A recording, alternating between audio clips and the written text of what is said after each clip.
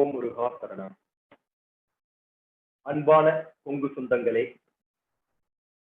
திரைக்கடல் ஓடி பிறவியம் தேடும் நோக்கிலும், தொழில் வாய்ப்புகள் ஏற்படுத்தும் நோக்கிலும் அல்லது வேலை வாய்ப்புகளிலும் பல நாடுகளில் பல வேளைகளில் இரவானாலும் பகலானாலும் மதியமானாலும் ஒவ்வொரு 15 நாட்களுக்கு ஒரு முறை KBN global, Kongu business network association KBN Tamil Nadu, சிக்பா மலேசியா, KBN ஆஸ்திரேலியா ஆகிய உலகெங்கிலும் இருக்கும் நமது சொந்தங்களை ஒன்றிணைக்கும் இந்த KBN டீம் காணொளி நிகழ்விற்கு எந்தவித வேலை இருந்தாலும் அந்த வேலைகளை சிறிது நேரம் புறம் தள்ளிவிட்டு நமது சொந்தங்களுடன் கலந்துரையாடல் செய்யவும், வெற்றி பெற்ற மனிதர்களின் அவர்களுடைய வெற்றி ரகசியங்களை தெரிந்து கொண்டு தாங்களும் அந்த வெற்றி பாதையில் அழைத்து செல்ல KBN குழுமம் எடுத்த சீரிய முயற்சியின் இந்த 69வது காணொளி தொகுப்பிற்கு வந்துள்ள அனைத்து சொந்தங்களையும் KBN குழுமம் சார்பாக வருக வருக என்று உங்களை வரவேற்பது உங்கள் வழக்கறிஞர் ராஜசேகரன், திருப்பூரிலிருந்து. சொந்தங்களே, இன்று 69வது காணொளி தொகுப்பு. இந்த 69வது காணொளி தொகுப்பில் நம்முடன் உரையாட வந்திருக்கும் மேன்மை திரு டாக்டர் பி அப்புக்குட்டி ஐயா அவர்களையும் KBN குளோபல் மற்றும் Kongu business network KBN association Tamil Nadu உங்களின் சார்பாக வருக வருக என்று வரவேற்கின்றது. சொந்தங்களே, இந்த 69வது காணொளி தொகுப்பு ஒவ்வொரு காணொளி நிகழ்வில் நாம் கூறுவது போல் இந்த காணொளி தொகுப்பும் நமக்கு ஒரு வரப்பிரசாதமான ஒரு காணொளி தொகுப்பு.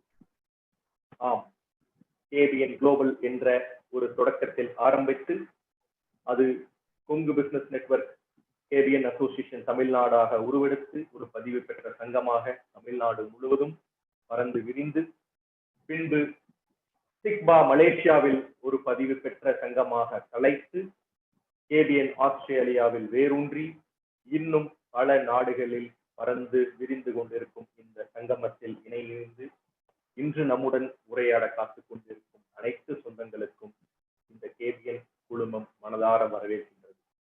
இன்றைய தலைப்பு அதற்கு ஒரு மணிமகுடம் போல.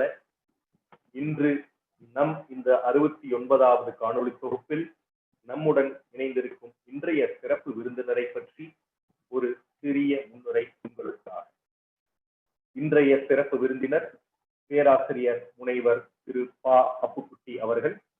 அவர்கள் தலைவராக PA பாலிடெக்னிக் கல்லூரி பொள்ளாச்சி, PA பொறியியல் தொழில்நுட்ப கல்லூரி பொள்ளாச்சி, PA கல்வியல் கல்லூரி பொள்ளாச்சி மற்றும் தி கேம்போர்ட் சர்வதேச பள்ளி கோயம்புத்தூர் ஆகிய கல்வி நிறுவனங்களை வெற்றிகரமாக நடத்தி வரும் இந்த கொங்கு மாமனிதர் கோவை மாவட்டம் பல்லடம் தாலுகாவில் அமைந்துள்ள கேத்தனூர் கிராமத்தில் 1947ஆம் வருடம் ஜூன் மாதம் 15ஆம் தேதி பிறந்தவர். இன்றைய சிறப்பு விருந்தினர் அவர்கள் சிவில் இன்ஜினியரிங் பட்டப்படிப்பை 1965 முதல் 68 வரை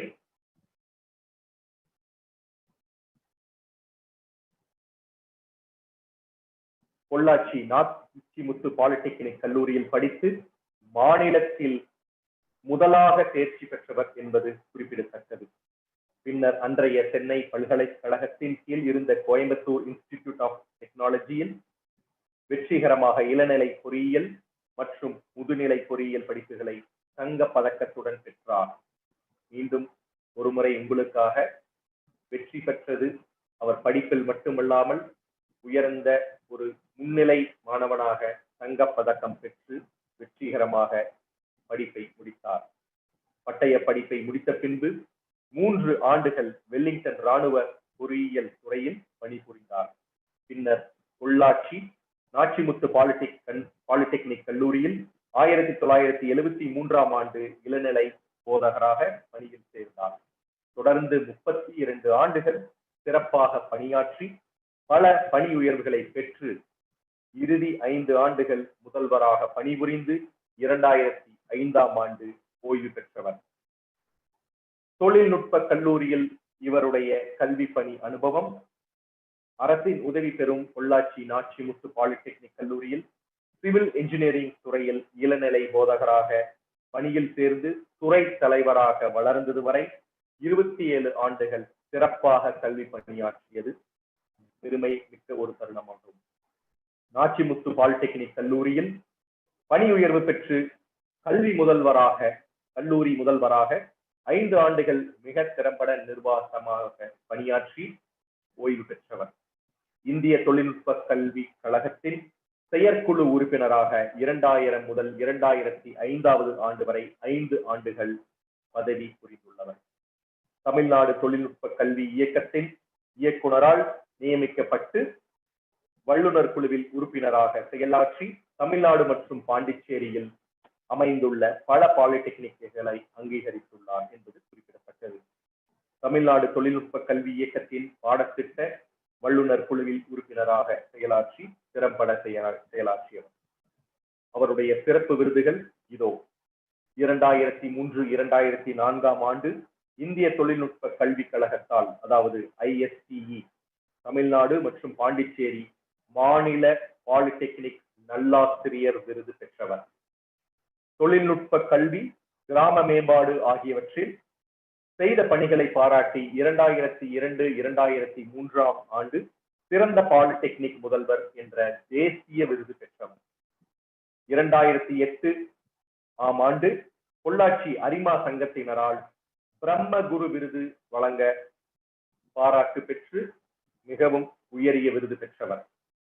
2010 ஆண்டு உடுமலை சுழல் சங்கத்தினரால் வொகேஷனல் எக்ஸலன்ஸ் விருது வழங்கப்பட்டு கௌரவிக்கப்பட்டு பெருமை பெற்றவர். 2012 ஆண்டு பொள்ளாச்சி சிவில் இன்ஜினியரிங் அசோசியேஷன் நடத்திய மண்டல மாநாட்டில் தமிழ்நாடு மற்றும் பாண்டிச்சேரி மாநில அனைத்து கட்டிட பொறியாளர்கள் சங்கங்களின் கூட்டமைப்பு வழங்கிடும் வாழ்நாள் சாதனையாளர் விருது பெற்றவர். 2012 ஆண்டு அரிமா மாவட்டம் 324B1 சங்கத்தினரால் சிறந்த சமுதாய சேவைக்கான விருது பெற்றவர் என்பதும் குறிப்பிடத்தக்கது. 2014 ஆண்டு தமிழ்நாடு மற்றும் பாண்டிச்சேரி இந்திய தொழில்நுட்ப கல்லூரி கழகத்தால், அதாவது ISTE கழகத்தால் வாழ்நாள் சாதனையாளர் விருது பெற்றவர் என்பதும் குறிப்பிடத்தக்கது. இதுபோல் எண்ணற்ற விருதுகள் பட்டியல் நீண்டு கொண்டே சென்று கொண்டிருக்கின்றது. அவ்வாறு அத்தகைய சாதனைக்குரிய இன்றைய கொங்கு மண்ணிற்கு பெருமை சேர்க்கும் நமது கொங்கு தங்கமகன் இன்றைய சிறப்பு விருந்தினர் திரு P. அப்புக்குட்டி ஐயா அவர்களை KBN குளோபல் மற்றும் Kongu business network association Tamil Nadu சார்பாக மீண்டும் ஒரு முறை வருக வருக என்று வரவேற்று ஐயா அவர்கள் பேச்சு வழங்குவதற்கு, அவருடைய சிறப்புரை ஆற்றுவதற்கு முன்னர் ஒரு சிறிய காணொளி நமது சொந்தங்களுக்காக இதோ வருகின்றது.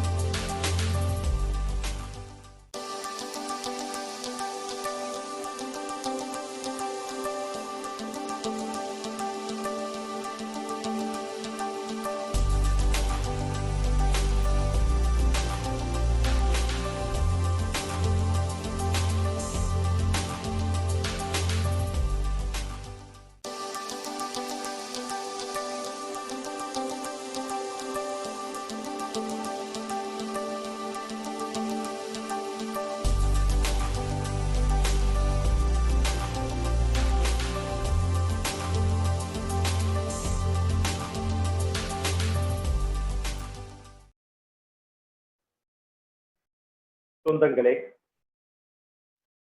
ஒரு மிக அருமையான புகைப்பட தொகுப்பு ஒரு காணொளி வாயிலாக நீங்கள் பார்த்து கொண்டிருக்கும் பொழுதே உங்களுக்கு தெரிந்திருக்கும்.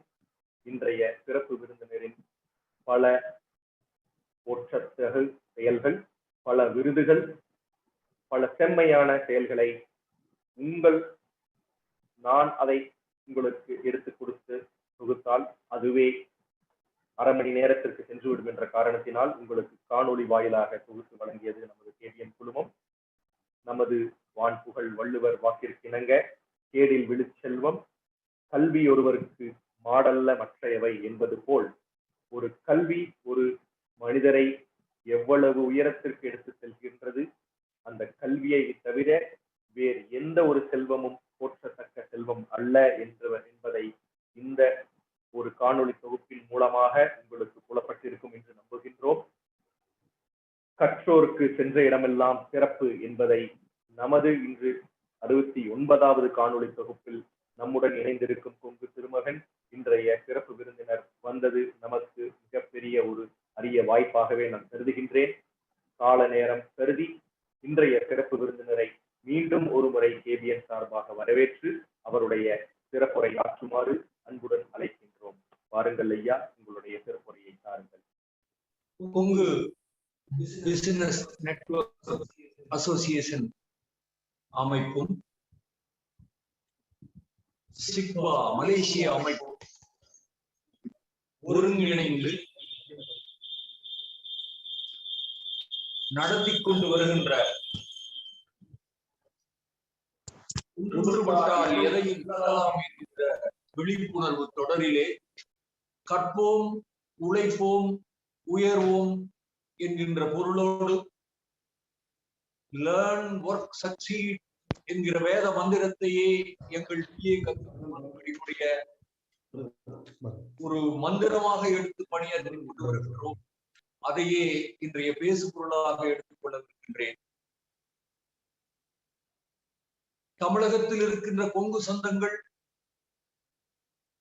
100 ஆண்டுகளுக்கு முன்பு உழவே தொழில், உழவே உயிர், ஆடு மாடுகளே சொந்தம் என்று உழவையே உலகமாக கருதி உலகத்தில் இருக்கின்றவர்களுக்கெல்லாம் சோறு படைப்பதற்காக தன்னுடைய காலில் சேறு உடைத்துக் கொண்டிருந்த அந்த இனம் எதிர்பாராத இயற்கை சூழ்நிலைகள், கிடைக்காத ஒத்துழைப்பு இவற்றின் காரணமாக உழவு தொழிலில் இருந்து கொஞ்சம் புலம்பெயர வேண்டிய காரணத்தினால் 8 திசைகளிலும் கல்வி என்கின்ற ஒரு ஆயுதத்தோடு வெளியிலே சென்றிருக்கின்றார்கள். இன்று இந்த பூமி கோளத்தினுடைய பல நாடுகளிலும் நம்முடைய கொங்கு சொந்தங்கள் தங்களுடைய அறிவு சுடரால் வெற்றிகளை படைத்துக் கொண்டிருக்கின்றார்கள். அப்படி வெற்றி படைத்தவர்களோடு எல்லாம் ஒன்றிணைந்து இன்னும் இந்த சமுதாயத்தில் இருக்கக்கூடிய இளைஞர்களையும் இளம் பெண்களையும் வாழ்வில் முன்னேற செய்ய வேண்டும்.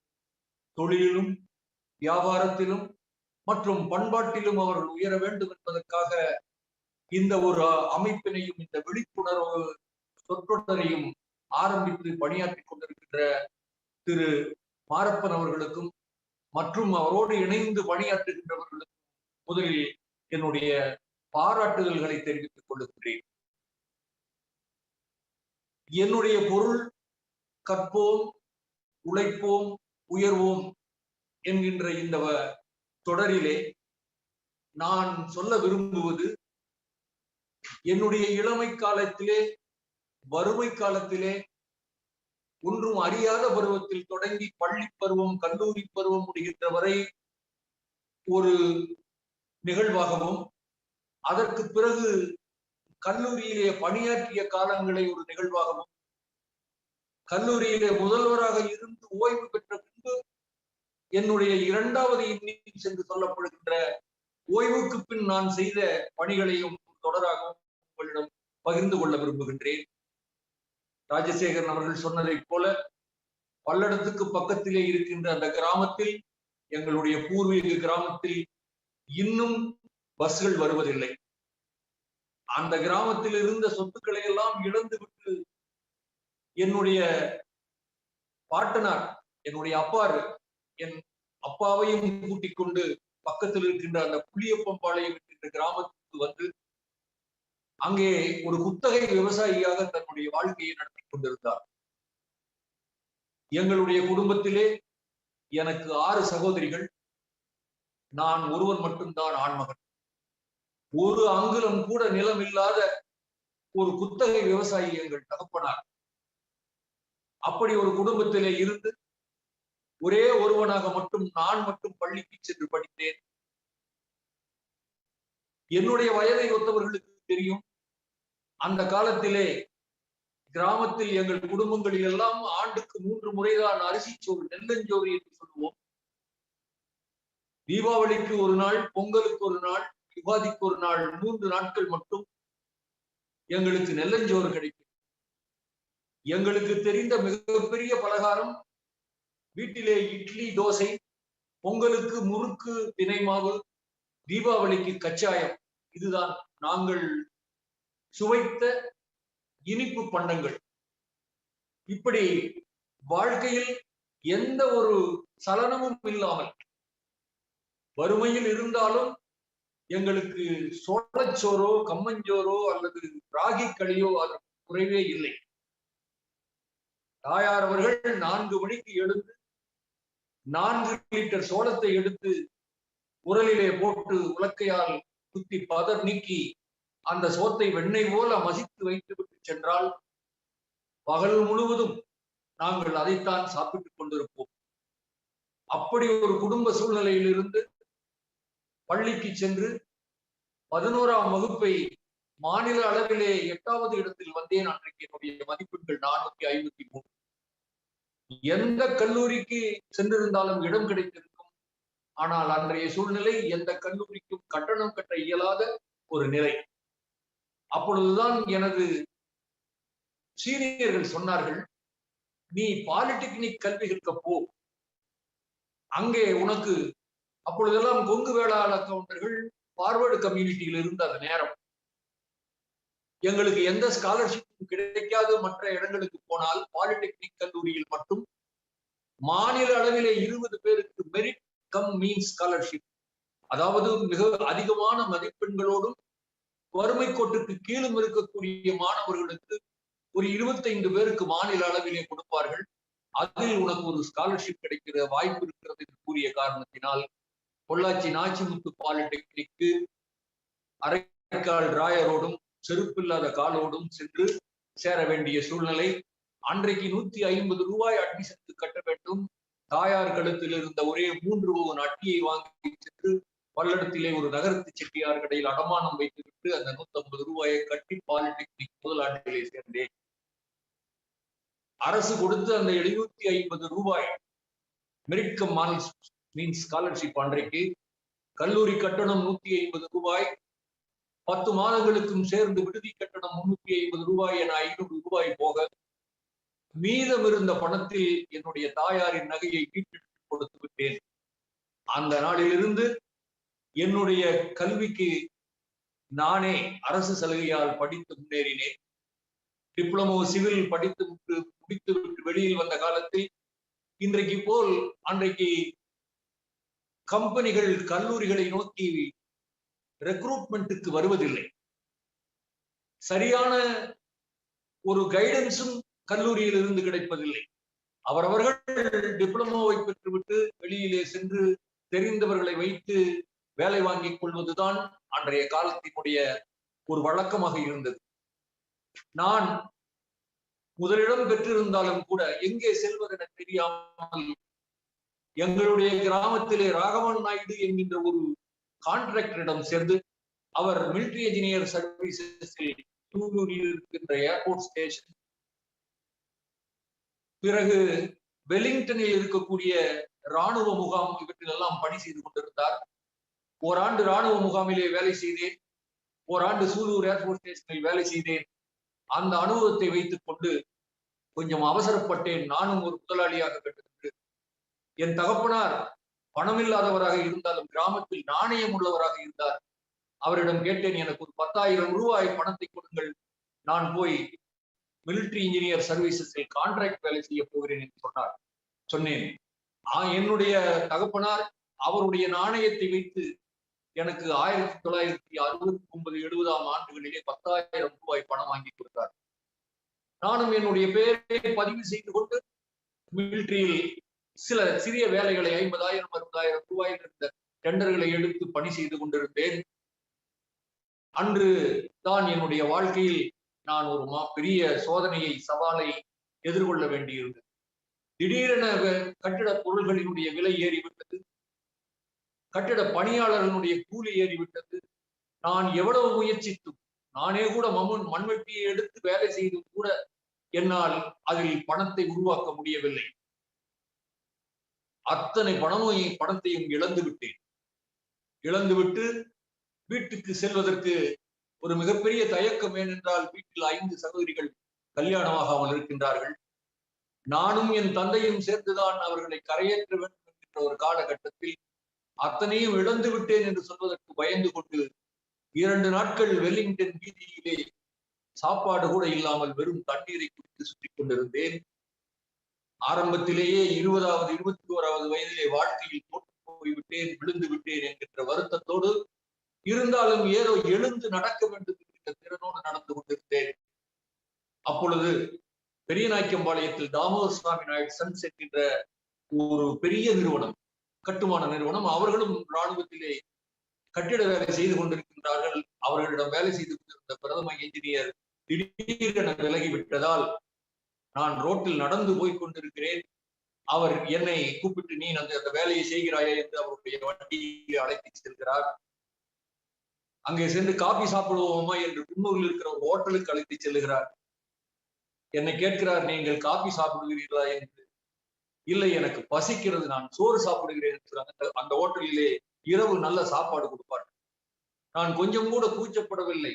பசி ஒரு மனிதனை எப்படி வெட்கப்படாமல் கேட்க வைக்கிறது என்பதை நானே உணர்ந்து கொண்ட நேரம் அது.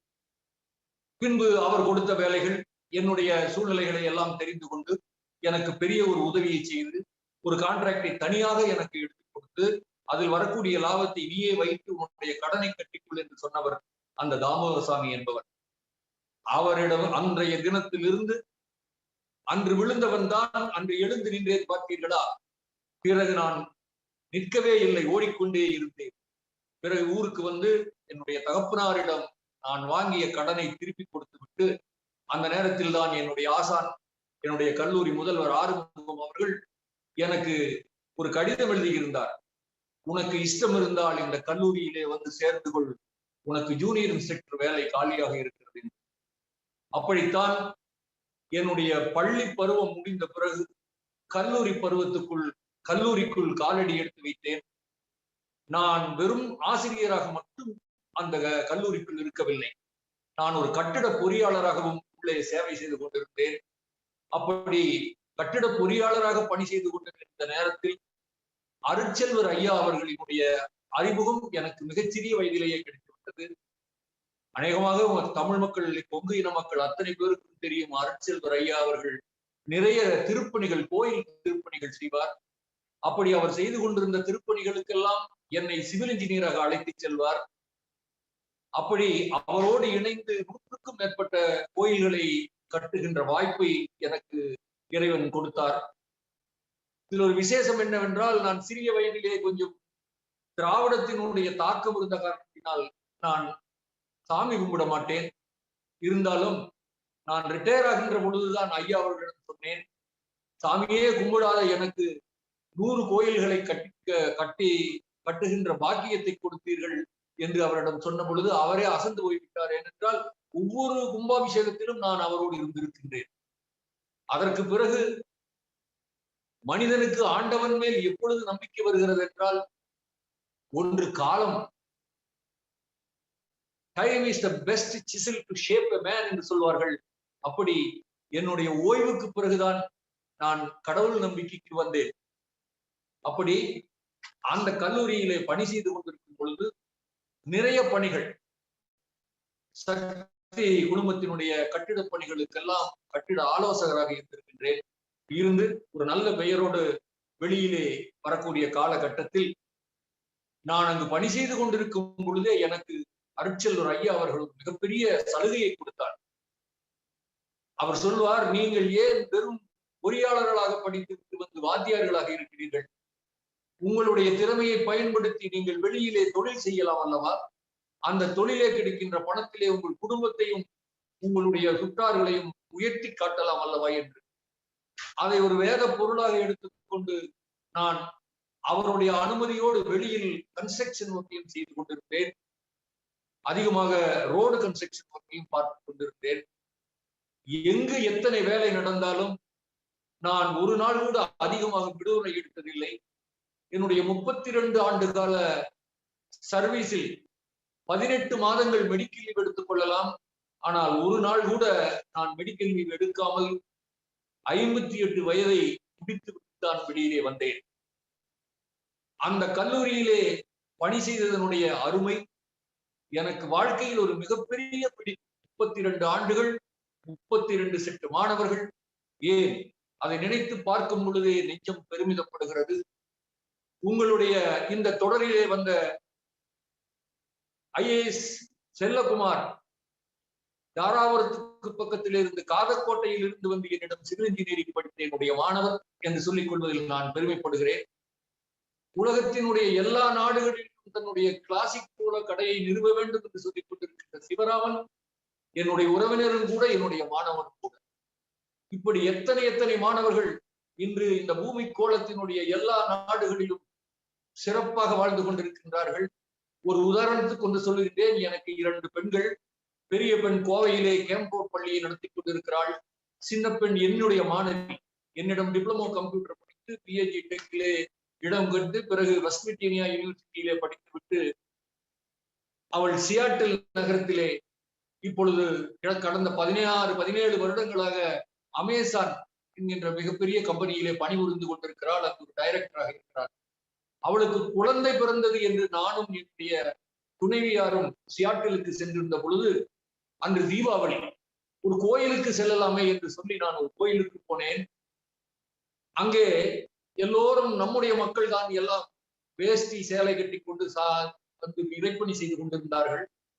ஒரு 4-5 ஜோடிகள் என்னை கையை காட்டி காட்டி பேசிக் கொண்டிருந்தார்கள். பிறகு நான் வெளியில் வருகிற வரை எனக்காக காத்து கொண்டிருந்தார்கள். அவர்கள் காத்து கொண்டிருந்த பொழுது நான் போய் கேட்டேன், ஏன் எனக்காக காத்துக் கொண்டிருக்கிறீர்கள் என்று. அப்புக்குட்டியா என்று கேட்டார். ஆம் என்று சொன்ன பொழுது அவர்கள் சொன்னார்கள், சார் நாங்கள் எல்லாம் உங்களுடைய மாணவர்கள். ஒருவனை கேட்டால் மாக்கினாம்பட்டி என்கிறான், ஒருவன் நெகமம் என்கிறான், ஒருவன் கிணத்துக்கடவு என்கிறான். அந்த நேரத்திலே அவர்களோடு கலந்து கொண்டு கடல் கடந்து போய் கூட நம்முடைய மாணவர்கள் இருக்கிறார்களே என்கின்ற அந்த பெருமை, அந்த புலகாங்கிதம் இன்றைக்கும் இருக்கின்றது. ஆசிரியராக இருக்கக்கூடிய ஒருவருக்கு அவருக்கு பஸ்ஸில் போனாலும் ஒரு மாணவன் இருப்பான், நடந்து போனாலும் ஒரு மாணவன் இருப்பான், வானத்தில் பறந்து போனாலும் நம்முடன் ஒரு மாணவன் இருப்பான். அதுதான் ஒரு ஆசிரியருக்கு இருக்கக்கூடிய ஒரு மிகப்பெரிய நிறைவு. வாழ்க்கையில் நாம் அனுபவித்து அனுபவித்து நினைத்து நினைத்து பார்க்க வேண்டியது. அந்த வகையிலே அந்த கல்லூரியிலே 58 ஆண்டுகள் முடித்துவிட்டு 58 ஆண்டுகள் முடிந்த பிறகு ஓய்வு பெற்ற பின் வெளியில் வந்தேன். நான் வெளியில் வந்த பிறகு எனக்கு நேரம் என்ன செய்வது என்று தெரியவில்லை. மதியம் படுத்து உறங்கிக் கொண்டிருந்த பொழுது என் துணைவியார் சொன்னார், இந்த வீட்டில் இருந்து உறங்குகிற வேலையெல்லாம் வேண்டாம், ஏதாவது வேலையை பாருங்கள். 2005ஆம் ஆண்டிலே வெளியில் வந்தேன். 2006ஆம் ஆண்டிலே PA பாலிடெக்னிக், அதாவது என் தகப்பனார் பழனிசாமி, தாயார் அம்மணி அம்மாள், அந்த 2 எழுத்துக்களை வைத்து PA பாலிடெக்னிக் என்கின்ற பாலிடெக்னிக் உருவாக்கினேன். அன்றைக்கு என் கையில் பணமே இல்லை. வெறும் 52 லட்சம் ரூபாயை வைத்துக் கொண்டு என்னுடைய நண்பர் ஒருவர் சொன்னார், 1 கோடி ரூபாய் இருந்தால் ஒரு பாலிடெக்னிக் கட்டிவிடலாம் என்று. கட்ட ஆரம்பித்த பிறகுதான் தெரிந்தது 10 கோடி ரூபாய் வேண்டும் ஒரு பாலிடெக்னிக் கட்டுவது என்பது. எப்படியோ இறைவன் அருளால் நண்பர்கள், உறவினர்கள் உதவினார்கள். தொழிலும் சிறப்பாக செய்ய முடிந்தது. நான் வெளியில் வந்த பிறகு என்னுடைய கான்ட்ராக்ட் ஒர்க்கையும் அதிகப்படுத்திக் கொண்டேன். அந்த வேலையை மிகச் சிறப்பாக செய்தேன். அதில் எனக்கு மிகப்பெரிய உதவியை செய்தவர்கள் பன்னாரியம்மன் சுகஸ், SV பாலசுப்ரமணியம் அவர்கள், KPR மில்ஸ் ராமசாமி அவர்கள், குரூப்ஸ் ராமசாமி அவர்கள். இப்படி இவர்களெல்லாம் இவருடைய நிறுவனங்களில் இருந்த அத்தனை ரோடுகளையும் என்னை வைத்துத்தான் போட்டார்கள்.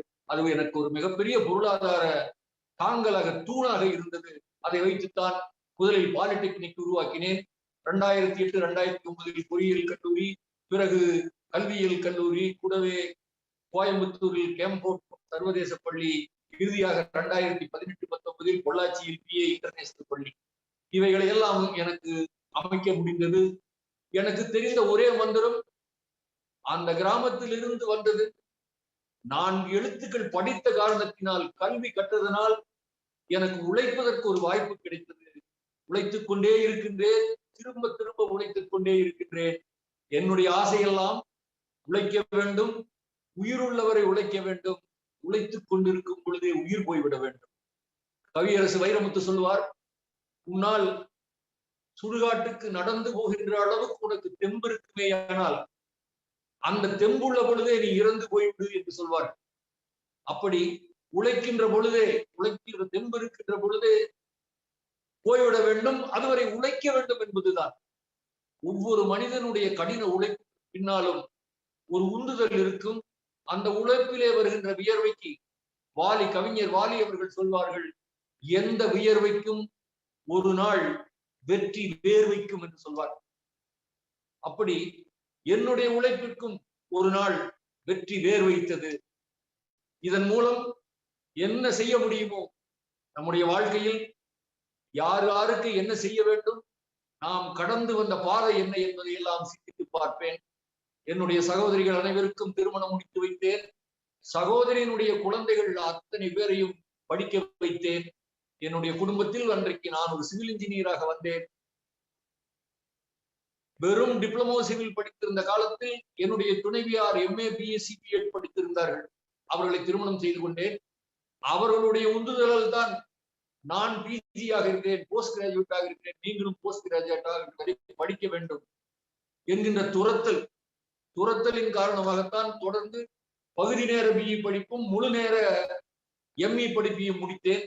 என்னுடைய சகோதரிகளினுடைய குழந்தைகள் அத்தனை பேரையும் பொறியாளர்களாக்கினேன். என்னுடைய குடும்பத்தில் மட்டும் இப்பொழுது 17 சாப்ட்வேர் இன்ஜினியர்கள் இருக்கிறார்கள். நான் ஒருவன் மட்டும் சிவில் இன்ஜினியர். என்னுடைய பேரன், பெரிய மகளினுடைய பேரனை எனக்கு வாரிசாக மீண்டும் ஆர்கிடெக்சர் படிக்க சொல்லி இருக்கின்றேன். அப்படி கடந்த காலங்களில் யாரெல்லாம் உதவி செய்ததனால் நம்மால் இங்கே வர முடிந்ததோ அதை நான் நெஞ்சோடு நினைத்து பார்த்துக் கொண்டிருக்கின்றேன். ஒன்றை சொல்லிக்கொள்ள விரும்புகிறேன். என்னுடைய பொறியியல் கல்லூரி, பாலிடெக்னிக் கல்லூரி, BEd கல்லூரி, பள்ளிகள் எல்லாவற்றிலும் யாரெல்லாம் என்னை போல சிரமப்பட்டார்களோ, என்னை போல நல்ல மதிப்பெண் பெற்று வருகிறார்களோ, அவர்கள் அத்தனை பேருக்கும் கல்வி கட்டணம் இல்லாமல் படிக்க வைத்துக் கொண்டிருக்கின்றேன். பாலிடெக்னிக் கல்லூரியில் குறைந்தது வருடத்துக்கு 20 பேர், 3 வருடத்திற்கு 60 பேர். பொறியியல் கல்லூரியில் வருடத்துக்கு 20 பேர், 4 வருடத்துக்கு 80 பேர். அதை போலவே என்னுடைய மனைவியை என்னோடு போட்டி போட்டுக்கொண்டு, அவர் தாய் தகப்பன் இல்லாத குழந்தைகளை அவர் தனியாக கல்வி கட்டணம், விடுதி கட்டணம், புத்தக கட்டணம் அனைத்தையும் கொடுத்து படிக்க வைத்துக் கொண்டிருக்கிறார். அது மட்டுமல்ல, அவர்கள் படித்த பிறகு அவர்களுக்கு வேலை வாங்கி கொடுத்து அவர்களுக்கு திருமணமும் செய்து வைக்கின்ற பணியை அவர் செய்கின்றார். பொள்ளாச்சியில் எந்த கட்டிட தொழில் செய்து வந்தோனோ, கன்ஸ்ட்ரக்ஷன் செய்து வந்தேனோ, அந்த கன்ஸ்ட்ரக்ஷன் இண்டஸ்ட்ரியில் இருக்கக்கூடிய தொழிலாளர்களின் குழந்தைகள், நல்ல மதிப்பெண் பெற்று வரக்கூடியவர்களுக்கு, அந்த தொழிலாளர் குழந்தைகளுக்கும் நான் ஒரு குழந்தைக்கு, ஒரு வருடத்துக்கு ஒரு குழந்தைக்கு ஃப்ரீயாக செய்து கொடுக்கிறோம். அதை போலவே லாரி தொழில் செய்து கொண்டிருக்கக்கூடிய டிரைவர், கிளீனர் அவர்களுடைய குழந்தைகளுக்கு ஒரு சீட் கொடுக்கிறேன். நம்முடைய கொங்கு சொந்தங்களுக்கு பாலிடெக்னிக் ஒரு சீட், பொறியியல் கல்லூரியில் ஒரு சீட் கொடுக்கிறேன். இப்படி அவர்களுக்கு கொடுப்பது மட்டுமல்லாமல் அவர்கள் எப்படி படிக்கின்றார்கள், அவர்களுக்கு ஒரு வேலை வாய்ப்பை உண்டாக்கி கொடுத்து அந்த குடும்பத்திலே ஒரு ஒரு ஆதாரமாக நிற்பதற்கு நமக்கு ஒரு வாய்ப்பு கிடைக்கிறது என்பதில் மகிழ்ச்சி கொள்கின்றேன். எனவே ஓர் ஆண்டுக்கு குறைந்தது 1 கோடி ரூபாயாவது இந்த யாரெல்லாம் தேவையோடு வந்து நிற்கின்றார்களோ, யாரெல்லாம் பொருளாதாரத்திலே நலிந்திருக்கின்றார்களோ, யாருக்கெல்லாம் இன்னொன்று என்னுடைய மனைவி செய்து கொண்டிருப்பது, இந்த எய்ட்ஸ் நோயால் பாதிக்கப்பட்டவர்களுடைய குழந்தைகளை அவர் ஃப்ரீயாக படிக்க வைத்துக் கொண்டிருக்கின்றார். இப்படி எங்களுக்குள் போட்டி போட்டுக் கொண்டு பழைய காலத்தை நினைத்து இன்றைக்கு இருக்கின்ற வரையில் என்ன செய்ய முடியுமோ அதை செய்து கொண்டிருக்கின்றோம். இது அல்லாமல் எனக்கு நம்முடைய சொந்த, நம்ம பிறந்த மண், நம்முடைய உழவு தொழிலே எனக்கு ஆரம்ப காலத்தில் இருந்தே மிகப்பெரிய ஒரு ஆர்வம் உண்டு. சிறிய வயதிலேயே என்னை பொறுத்தவரையிலும் எனக்கு உழவு ஏர்பிடித்து உழவிட தெரியும், பாத்தி பிடிக்க தெரியும், களை விடுங்க தெரியும், கத்தரிக்காய் மிளகாய் பறிக்க தெரியும், பருத்தி எடுக்க தெரியும். 86 அடி ஆழம் இருக்கின்ற கிணற்றுக்குள் இறங்கி போய் குழி அடித்து விட்டு அதிலே மருந்து போட்டு தீ வைத்து விட்டு அந்த தீ வைத்து அந்த முதல் வெடி வெடிப்பதற்குள் அந்த 86 அடி உயரம் கைத்திலே தொங்கி மேலே வந்த அனுபவம் உண்டு. அந்த அனுபவம் நான் டிப்ளமோ படித்து விட்டு ஊருக்கு போன பொழுது, அப்பொழுதுதான் என்னுடைய தந்தையார் முதல் முதலில் ஒரு 4 ஏக்கரை வாங்கியிருக்கிறார்.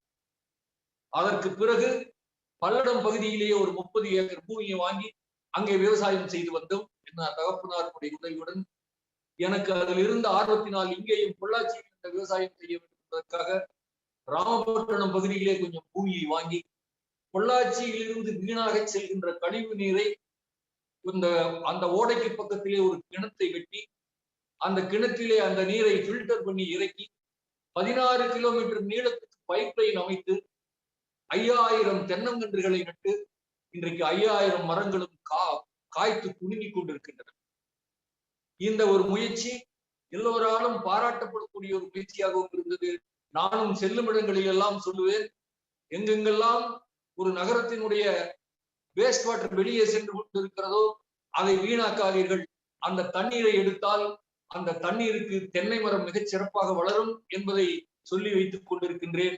பொள்ளாச்சியிலே இருக்கக்கூடிய இளநீர் உற்பத்தியாளர் சங்கம், பொள்ளாச்சியில் இருக்கின்ற தென்னை உற்பத்தியாளர் சங்கம், எல்லா சங்கத்திலும் நான் அங்கத்தினராக இருக்கின்றேன். அந்த சங்கத்தினுடைய எல்லா கூட்டங்களையும் என்னுடைய கல்லூரியிலே நடத்தி கொண்டிருக்கின்றேன். உலக தென்னை தினத்தை ரெகுலராக என்னுடைய கல்லூரியில் நடத்துகிறேன். நான் ஒரு கல்வியாளன் என்பதை விட ஒரு நல்ல விவசாயி என்று சொல்லிக் கொள்வதில் ஒரு மிக்க மகிழ்ச்சி அடைகின்றேன். என்னுடைய பூமியிலே வேலை செய்து கொண்டிருக்கக்கூடிய அந்த பணியாளர்களுடைய குழந்தைகளை எல்லாம் ஃப்ரீயாக படிக்க வைக்கிறேன். அவர்கள் டிப்ளமோ படித்தாலும் சரி, பிஇ படித்தாலும் சரி, அவர்களுடைய படிப்பு முழுவதற்கும் அவர்களுக்கு முற்றிலும் இலவசமாக கொடுத்து அவர்களை எல்லாம் படிக்க வைத்துக் கொண்டிருக்கிறேன். அதே போல என்னுடைய கன்ஸ்ட்ரக்ஷன் கம்பெனியில் பணி செய்து கொண்டிருக்கின்றவர்களுக்கும் அவர்களுக்கும் அனைத்து கல்வியும் இலவசமாக கொடுத்து அவர்கள் எல்லாம் கற்று ஒரு தொழில் செய்து நல்ல முறையிலே வாழ்வதை பார்க்கும் பொழுது நெஞ்சம் நிறைந்து கிடக்கின்றது. இப்படி கல்வி ஒன்றுதான் நமக்கு ஒரு கேட்வே. கல்வி கற்பவன் பேசிக் கல்வி இருந்தாலும் கூட போதும், அதனோடு உழைப்பும் சேர்ந்து கொண்டால் நாம் பெறுகின்ற வெற்றியை யாராலும் தடுத்து நிறுத்த முடியாது என்பதற்கு நம்ம சொந்தங்களே நிறைய பேர் இருக்கின்றார்கள். ஆனால் வறுமை என்பதற்கு என்ன இலக்கணம் என்று சொல்ல வேண்டுமானால் அது இந்த குடும்பத்தில் தான் இருந்தது என்கின்ற ஒரு குடும்பத்திலே இருந்து வந்து இவ்வளவு செய்ய முடிந்திருக்கிறது, மற்றவர்களுக்கும் செய்ய முடிகிறது என்றால் அதற்கு கல்விதான் காரணம், உழைப்பு தான் அதற்கு ஒரு ஊன்றுகோல்.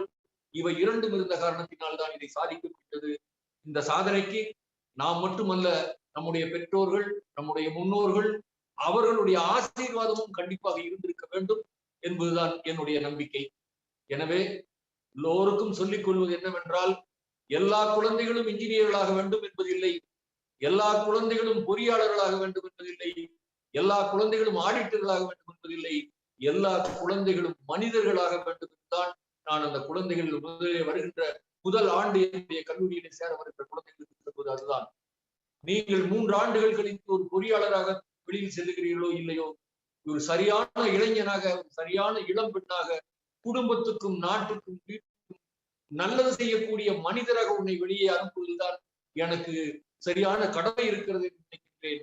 ஒருவன் ஒழுக்கம் உள்ளவனாக இருந்தால், உழைப்பு உள்ளவனாக இருந்தால் அவனுடைய வெற்றியை இறைவனை தடுத்தாலும் நிற்காது, அவன் வெற்றி பெறுவான். அது நிச்சயம். அதற்கு சான்றுகள் நிறைய இருக்கின்றன, நிறைய சான்றுகள் இருக்கின்றன. நான் மாணவர்களிடம் சொல்வதெல்லாம் ஒவ்வொரு முறையும் நான் சொல்லிவிடுவேன். இந்த கல்லூரியிலே வந்து சேரக்கூடிய மாணவர்களுக்கு முதல் ஆண்டிலே அவர்கள் இருக்கும்பொழுது நான் சொல்லுவேன், எப்படி அரைக்கால் ராயரோடு வெறுங்கால் சேர்த்து வந்தேன், இந்த பொள்ளாச்சி மாநகரத்துக்கு வந்துதான் பிரியாணி சாப்பிட்டேன், பொள்ளாச்சி வந்த பிறகுதான் எனக்கு பூரியும் சப்பாத்தியும் எப்படி இருக்குது தெரியும். உண்மையாக சொல்லுகிறேன், பொள்ளாச்சிக்கு வந்துதான் முதலில் ஆப்பிள் சாப்பிட்டேன் எங்களுடைய ஆசிரியர். இதையெல்லாம் சொல்லும் பொழுது, எனவே என்னுடைய நிலை உங்களுக்கு இல்லை, உங்களை எல்லாம் பாருங்கள், உங்களுடைய தகப்பனார் தாயார் கூட கொண்டு வந்திருக்கிறார்கள், உங்களுக்கு எல்லா வசதிகளையும் செய்து கொடுத்திருக்கிறார்கள். ஒன்றுமே இல்லாத நான் இப்படி உயர்ந்திருக்கும் பொழுது எல்லாம் இருக்கின்ற நீங்கள் கண்டிப்பாக உயர முடியும் என்று சொல்வேன்.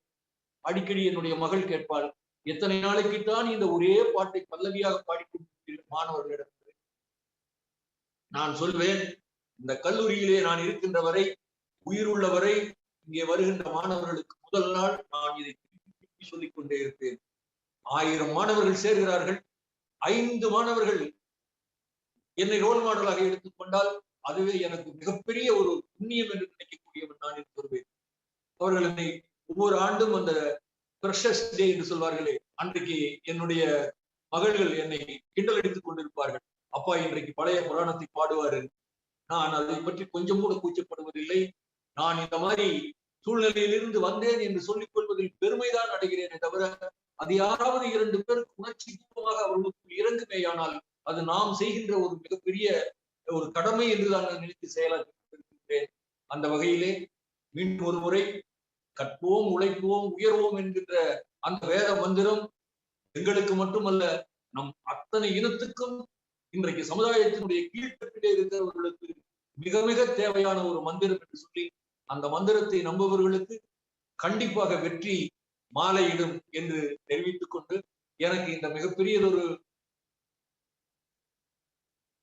சந்தர்ப்பத்தை கொடுத்த என் இனிய சொந்தங்களுக்கும், குளோபல் கொங்கு பிசினஸ் அமைப்புக்கும், நண்பர்களுக்கும் என்னுடைய வணக்கங்களையும் பாராட்டுதல்களையும் நன்றியும் தெரிவித்து விடைபெறுகிறேன். நன்றி, வணக்கம்.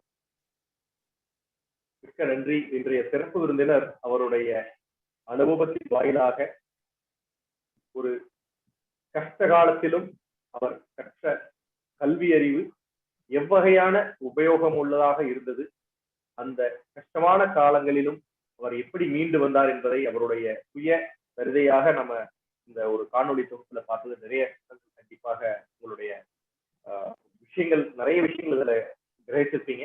நிறைய சொந்தங்கள் கேள்வி கேட்டிருப்பீங்க. நேரடியான கேள்விக்கே நம்ம இன்றைய சிறப்பு சொல்லலாம். முதல் கேள்வி, ஒவ்வொரு தொழில் ஆரம்பிக்கும் இன்றைய இளம் தலைமுறையினர், அதாவது புதிய தொழில் முனைவோராக, ஒரு நியூ பட்டிங் ஆண்டர்பிரனராக வரும் பொழுது எடுத்த உடனேயும் அவங்க பல கனவுகளோட நம்ம பண்ணிடலாம் அப்படின்னு நல்ல ஒரு பிளான் பண்ணி ஒரு மார்க்கெட் ரிசர்ச் பண்ணி என்ட்ரி ஆகும் பொழுது நீங்க சந்தித்த மாதிரி அந்த ஒரு ஏதாவது ஒரு குறைபாடு நமக்கு தெரியாத ஒரு சூழல்ல நம்ம ஒரு நலிவடைந்து ஒரு டெம்பரரியான ஒரு செட்பேக் வந்தா கூட அவங்க டோட்டலா ஃபெயிலியர் அப்படின்னு நினைச்சு அந்த தொழில இருந்து விலகிடுறாங்க. அந்த மாதிரி தருணத்துல எவ்வகையான ஒரு வில் பவர் நம்ம மனசுக்குள்ள வச்சுக்கணும்? நீங்க எப்படி மீண்டு வந்தீங்க? எப்படி அதுல இருந்து இன்றைய தலைமுறையினர் மீண்டு வரணும் அப்படின்னு உங்களுடைய ஆலோசனைகள்? ஒரு தொழில் ஆரம்பிக்கின்ற பொழுது அதில் இருக்கக்கூடிய சாதக பாதகங்களை தெரிந்து கொள்ள வேண்டும். இந்த தொழிலை வெற்றி பெற்றால் எந்த உயரத்துக்கு போவோம், இந்த தொழிலை தோற்றுவிட்டால் விழுந்தால் எங்கே விடுவோம், இந்த இரண்டையும் கால்குலேட் பண்ணி கொண்டுதான் ரிஸ்க் எடுக்க வேண்டும். Calculated risk is always a winning way. அது தெரியாமல் தோற்றுவிட்டோம் என்பதற்காக துவண்டு போய்விடக்கூடாது. எங்கே தவறு நடந்தது, அந்த தவறு செய்யாமல் இருப்பதற்கு எவ்வளவு என்ன காரணங்கள் இருந்திருக்கலாம், அது நம்முடைய தவறா, இல்லை சுற்றுச்சூழல், it is an error done, it is a mistake committed by circumstances, இல்லை நம்முடன் சேர்ந்து தொழில் செய்வர்களுக்கால் ஏற்பட்ட ஒரு இடையூறா, இதை சரியாக பார்த்து விழுவதில் தவறே இல்லை. விழாதவனே இல்லை இந்த உலகத்தில். விழுந்தவன் எழுந்து நிற்க வேண்டும். விழுந்த வேகத்தை விட எழுகின்ற வேகம் அதிகமாக இருக்க வேண்டும்.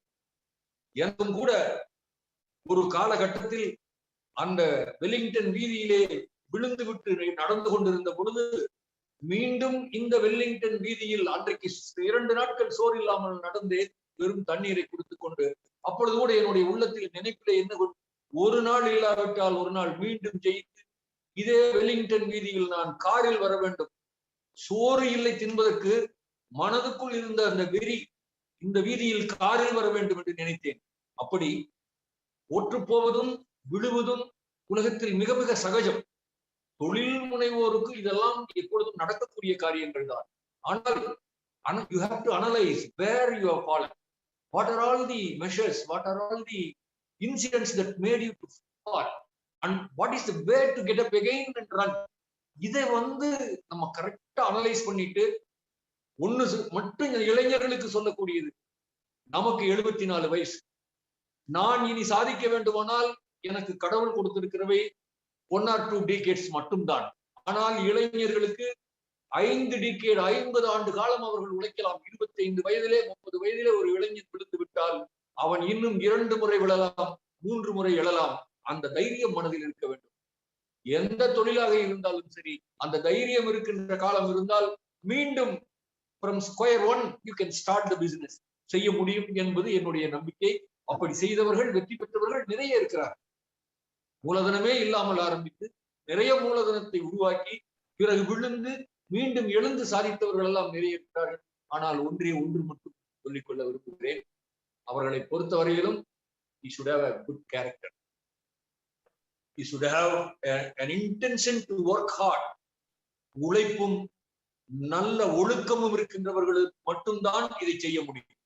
ஒருவர் விழுந்ததற்கு அது கூட காரணமாக இருக்கலாம், உழைப்பு இல்லாமல் இருக்கலாம், அல்லது ஒழுக்கம் இல்லாமல் இருந்திருக்கலாம். இது இரண்டும் இல்லாமல் விழுந்தவனாக இருந்தால் அவன் தன்னை திருத்திக் கொண்டு செய்ய வேண்டும். அது ஒரு மிக முக்கியமான சமாச்சாரம். உங்களுக்கு எல்லாம் தெரியும், தொழில் செய்து கொண்டிருக்கின்றீர்கள், தொழிலே நாட்டம் இல்லாமல் வேறு ஏதாவது ஒன்றிலே உல்லாசத்திலே நாட்டம் இருக்கின்றவர்கள் எல்லாம் விழுகிறார்கள் என்றால் அது அவர்களுடைய தவறு. அந்த தவறையும் analyse and come back to the right path. அதுதான் வேடிக்கைக்கு சொல்லுவார்கள், என்னிடம் சொல்வார்கள், என்னுடைய மகளுக்கு ஒரு நல்ல பையனை பார்த்து கொடுங்கள் என்று. நான் சொல்வேன், நான் உங்கள் பொண்ணுக்கு மாப்பிள்ளை பார்ப்பதாக இருந்தால் 2 மட்டும் தான் பார்ப்பேன். ஒன்று, அந்த பையனுக்கு கேரக்டர் இருக்கிறதா, அவனிடம் நல்ல ஒழுக்கம் இருக்கிறது என்று பார்ப்பேன்.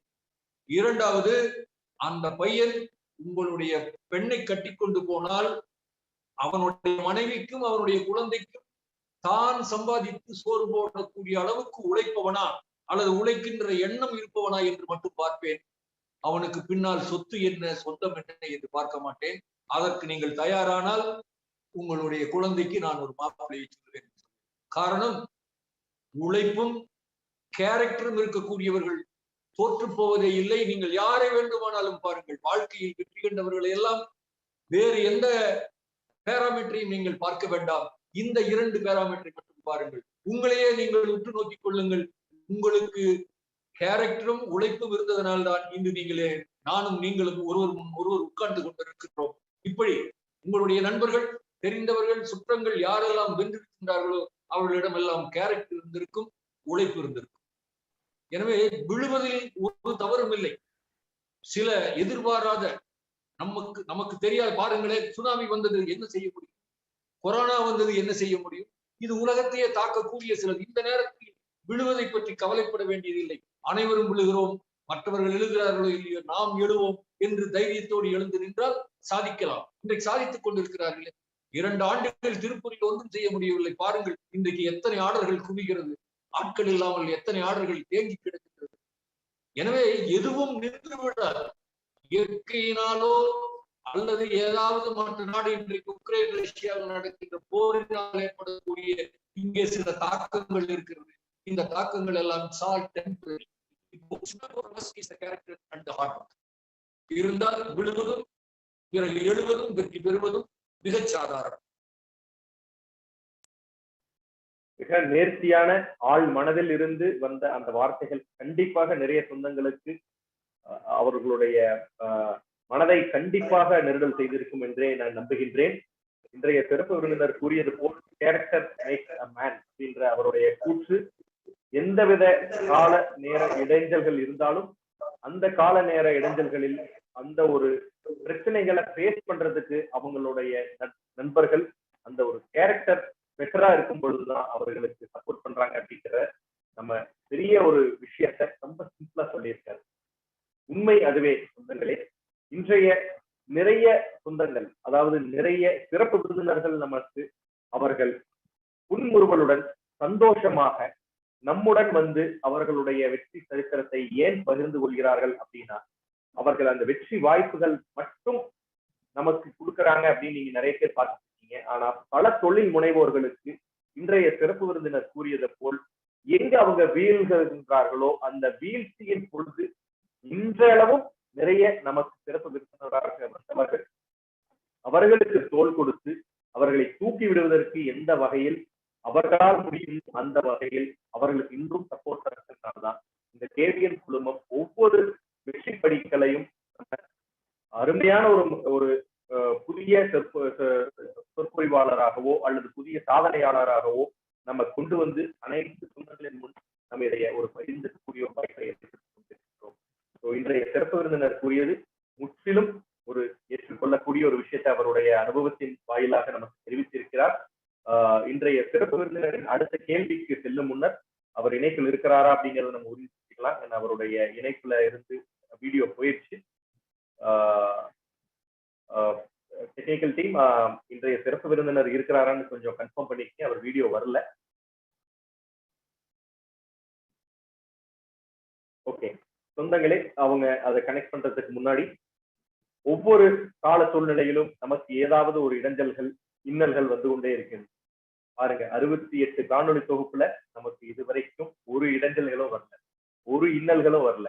ஆனா இன்னைக்கு நமக்கு ஒரு இன்னல்கள் எப்படி வரும் அப்படின்ற விஷயத்த வந்து நெட்வொர்க் பேண்ட்வித் மூலிமா நமக்கு தெரிஞ்சிருக்கு. நிறைய சொந்தங்கள் வந்து உங்களுடைய ஒரு வாழ்த்துக்களை நம்மளுடைய சேட் பாக்ஸ் வாயிலாக நீங்க போட்டிருக்கீங்க. அதுல நிறைய பேர் உங்களுடைய ஷேர் பண்ணியிருக்கீங்க. Is an inspirational one, hard worker with good character and I am really happy அப்படின்றதெல்லாம் நிறைய போட்டிருக்கீங்க. நிறைய பேர் வந்து I am very happy to be a part of this family or part of as a part of his career as a student அப்படின்னு போட்டிருக்காங்க. So ரொம்ப அருமையான ஒரு விஷயம். இன்றைய சிறப்பு விருந்தினருடைய வீடியோ ஆன் பண்ணுமாறு அவருடைய டெக்னிக்கல் டீம் கிட்ட நான் பணிவுடன் கேட்டுக்கொள்கிறேன். ஏன்னா வீடியோ ஆன் பண்ணதான் இன்றைய சிறப்பு விருந்தினர் இருக்கிறாரான்னு அனைவருக்கும் தெரியும். நம்ம அடுத்த ஒரு கேள்வி ஐயாவுக்காக. இன்ஜினியரிங் துறையில பல இன்ஜினியரிங் படிப்புகள் இளங்கலையிலையும் சரி, பட்டப்படிப்புகளும் சரி, அதாவது பிஏலையும் சரி, எம்இலையும் சரி, நிறைய படிப்புகள் வந்த வண்ணம் இருக்கின்றன.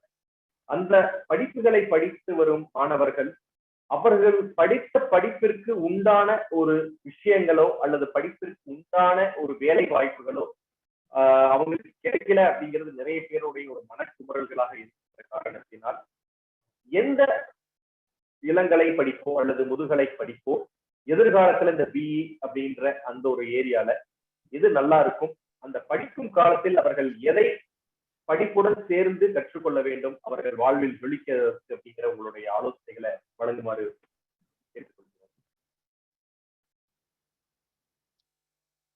பொறியியல் படிப்பு பொறுத்த வரைக்கும் இன்றைக்கு ஒரு தவறுதலான ஒரு புரிதல் இருக்குது மக்களுக்கு இடையில. ஏன்னு கேட்டா, அதாவது ஆரம்ப காலங்கள்ல ஒரு 10ஆம் வகுப்பு முடிச்சுட்டு ஒரு அளவான மதிப்பெண்கள் பெறக்கூடியவன் ஒரு கல்லூரியிலே சென்று அவன் ஒரு இன்ஜினியரிங் படிப்பை படித்து அதிலே ஒரு நிபுணத்துவம் பெறக்கூடிய அளவு இல்லாத பையன்கள் 10ஆம் வகுப்பிலேயே ஐடிஐ படித்து வேலைக்கு போக வேண்டும். அடுத்தபடியாக இருக்கக்கூடிய மாணவர்கள் 3 ஆண்டுகள் படித்துவிட்டு டிப்ளமோவோடு சென்றால் இன்றைக்கு வேலை வாய்ப்புகள் கொட்டி கிடக்கின்றது. ஏதோ ஒரு சாபக்கேடு போல ஆயிரக்கணக்கான கல்லூரிகள் இந்திய நாட்டில். ஏதோ ஒரு கணக்கு சொல்லுகிறார்கள், இந்த பாப்புலேஷனுக்கு இத்தனை விகிதாச்சாரத்தில் இத்தனை என்ஜினியர்கள் வேண்டும். அது இந்திய நாட்டுக்கு பொருந்தாது. ஆயிரக்கணக்கான கல்லூரிகள் வந்து விட்டன என்பதற்காக குரங்கு ஆப்பம் பங்கிய கதையாக மாணவர்களை அதிகப்படுத்துவது, மாணவர்கள் அதிகமான காரணத்தினால் கல்லூரியிலே கோர்ஸ்களை அதிகப்படுத்துவது, இப்படித்தான் கல்லூரிகள் இயங்கிக் கொண்டிருக்கிறது. இதை சொல்வதில் மிக்க வருத்தத்தோடு சொல்லுகின்றேன். ஏனென்று கேட்டால், முதலில் உங்களுக்கெல்லாம் தெரிந்திருக்க வாய்ப்பு இருக்கிறது, 70 மதிப்பெண்கள் பெற்றவர்கள் மட்டும்தான் பொறியியல் கல்லூரியில் சேர வேண்டும். சராசரி 70 மதிப்பெண்கள் எந்த ஒரு பாடத்திலும் 60 மதிப்பெண்களுக்கு கீழ் இருக்கக்கூடாது.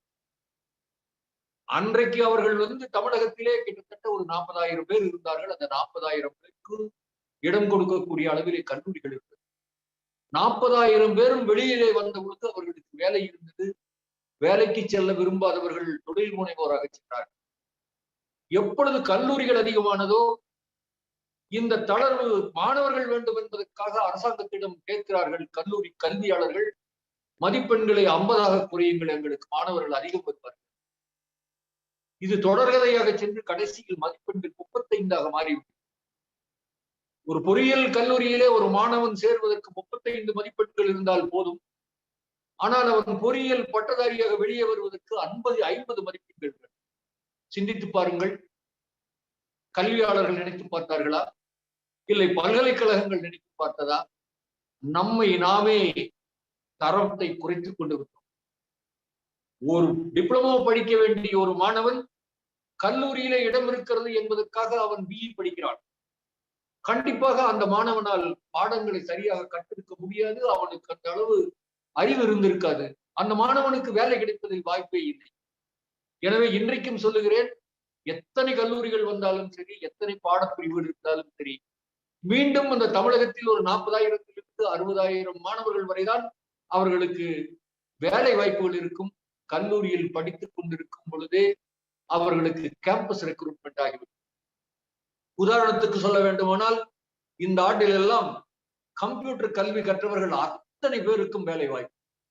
எங்கள் கல்லூரியிலே ஒரு மாணவன் 7 கம்பெனிகளில் ஆஃபர் வாங்கியிருக்கிறார். அதே நேரத்தில் சிவில் இன்ஜினியரிங் படித்த மாணவனுக்கும் மெக்கானிக்கல் இன்ஜினியரிங் படித்த மாணவனுக்கும் வேலை இல்லை. ஆனால் வேலை இல்லை என்று சொன்னால் இவர்களும் சிலதெல்லாம் மெக்கானிக்கல் படிப்பும் சிவில் இன்ஜினியரிங் படிப்பும் எலக்ட்ரிக்கல் படிப்பும் எடுத்தவுடன் யாரும் 25,000 30,000 சம்பளம் கொடுக்க மாட்டார். 12,000 15,000 தான் அவர்களுக்கு சம்பளம் கிடைக்கும்.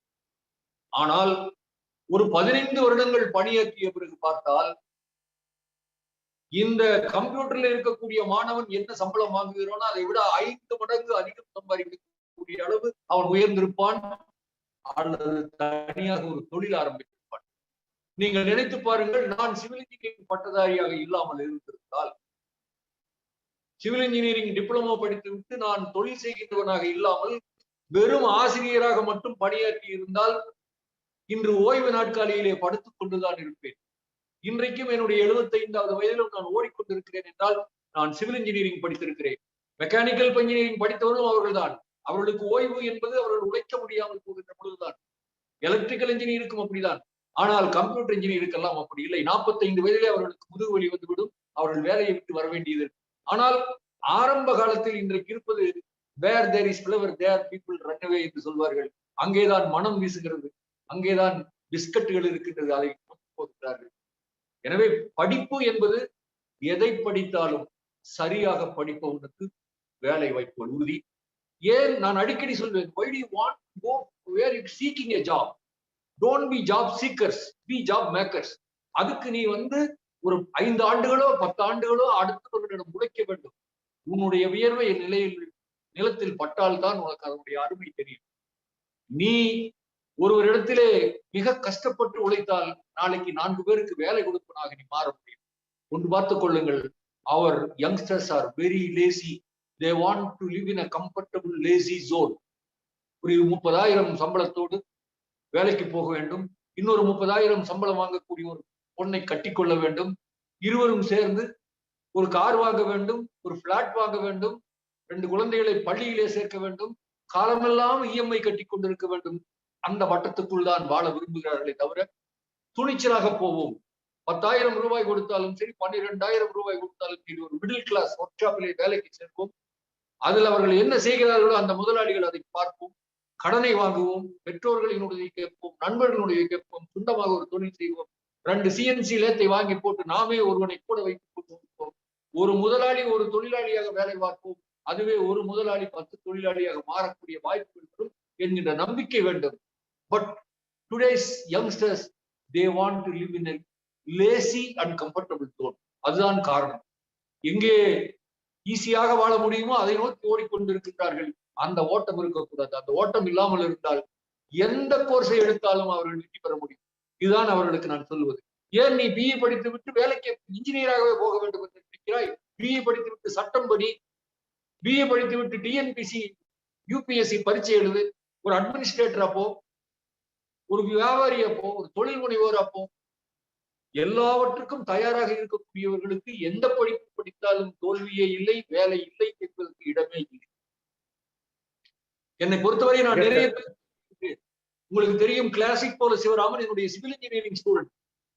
அவன் ஒரு சிவில் இன்ஜினியராக போயிருந்தால் ஒரு 1,00,000 ரூபாய் சம்பளத்தை வாங்கிட்டு இன்னைக்கு ஒரு 50,000 ரூபாய் பென்ஷன் வாங்கிட்டு இருப்பான். இன்னைக்கு அவங்ககிட்ட 4,000 பேர் வேலை பார்த்துட்டு இருக்காங்க. அந்த குடும்பத்தில் மொத்தம் 10,000 பேர் வேலை பார்க்கிறார்கள். சிவராமனிடம் மட்டும் 4,000 பேர் வேலை பார்க்கிறார்கள். எங்கு பார்த்தாலும் கிளாசிக் போல மின்னிக் கொண்டிருக்கிறது. இன்னும் அவனுடைய வேகம் தணியவில்லை. எல்லா நாடுகளிலும் என்னுடைய கிளாசிக் போல போர்டு தொங்க வேண்டும் என்று நினைக்கின்றான். காரணம், அவன் உழைப்பதற்கு தயங்குவதில்லை. இது மாதிரி தானே எல்லாருமே. Lot of my students are working in Dubai and middle east countries. எல்லாம் டிப்ளமோவோட படிச்சுட்டு போனவங்கலாம் இன்னைக்கு அங்க போய் ஆளுங்களை வச்சுட்டு நிறைய கான்ட்ராக்டர் சமாளிக்கிறாங்க. வருஷத்துக்கு 1 கோடி 1.5 கோடி சம்பளம் வாங்குறாங்க வெறும் டிப்ளமோவோட, சிவில் படிச்சு, மெக்கானிக்கல் படிச்சுட்டு. எதுக்கு தயாராகணும்னா, அந்த ஊர்ல அந்த வெயில்ல அந்த குடும்பத்தை விட்டுட்டு போய் அங்க வேலை செய்யக்கூடிய துணிச்சலும் அந்த உத்வேகமும் இருக்க வேண்டும். இன்றைக்கு இருக்கக்கூடிய இளைஞர்களுக்கு அது கொஞ்சம் குறைவாக இருக்கிறது. நாங்கள் எங்களுடைய மாணவர்களுக்கெல்லாம் திரும்ப திரும்ப திரும்ப இந்த விழிப்புணர்வை ஏற்படுத்திக் கொண்டிருக்கின்றோம். ஒரு குறிப்பிட்ட சதவீதம் மட்டும்தான் இதை வாங்கிக் கொள்கிறார்கள். மீதி இருப்பவர்கள் வாங்கிக் கொள்வதில்லை. வேடிக்கைக்காக சொல்ல வேண்டும் என்றால், ஒரு 15,000 ரூபாய் ஒரு கம்பெனியில சம்பளம் கொடுக்கிறார்கள், அப்பா நீ அந்த வேலைக்கு போய் சேர் என்று சொன்னால், பொள்ளாச்சியில் சொல்கிறான், தேங்காய் உரிக்க போகிறவன் டெய்லி 1,100 ரூபாய் சம்பாதிக்கிறான், என்னை 500 ரூபாய் சம்பளத்துக்கு போய் சொல்கிறார். தேங்காய் உரிப்பவன் வாழ்க்கை முழுவதும் தேங்காய் உரித்துக் கொண்டுதான் இருப்பான்.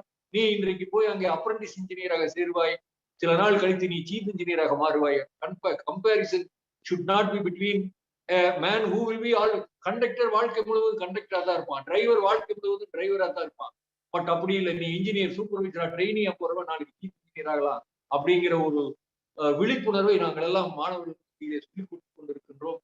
ஏற்றுக்கொள்கின்றவர்கள் வெற்றி பெறுவார்கள், ஏற்றுக்கொள்ளாதவர்கள் இப்பதான் பாத்தீங்கன்னா இந்த இன்ஜினியர் சமுதாயத்தை எல்லாருமே கிண்டல் அடிச்சுருவாங்க. வீதிக்கு 2 இன்ஜினியர் இருக்கிறான், அவர் அந்த மரத்தடியில பாரு 10 பேர் போட்டிருக்கான், அதுல எவனா ஒருத்தர் நீ சொல்ற இன்ஜினியரா இருப்பான், போய் பாரு.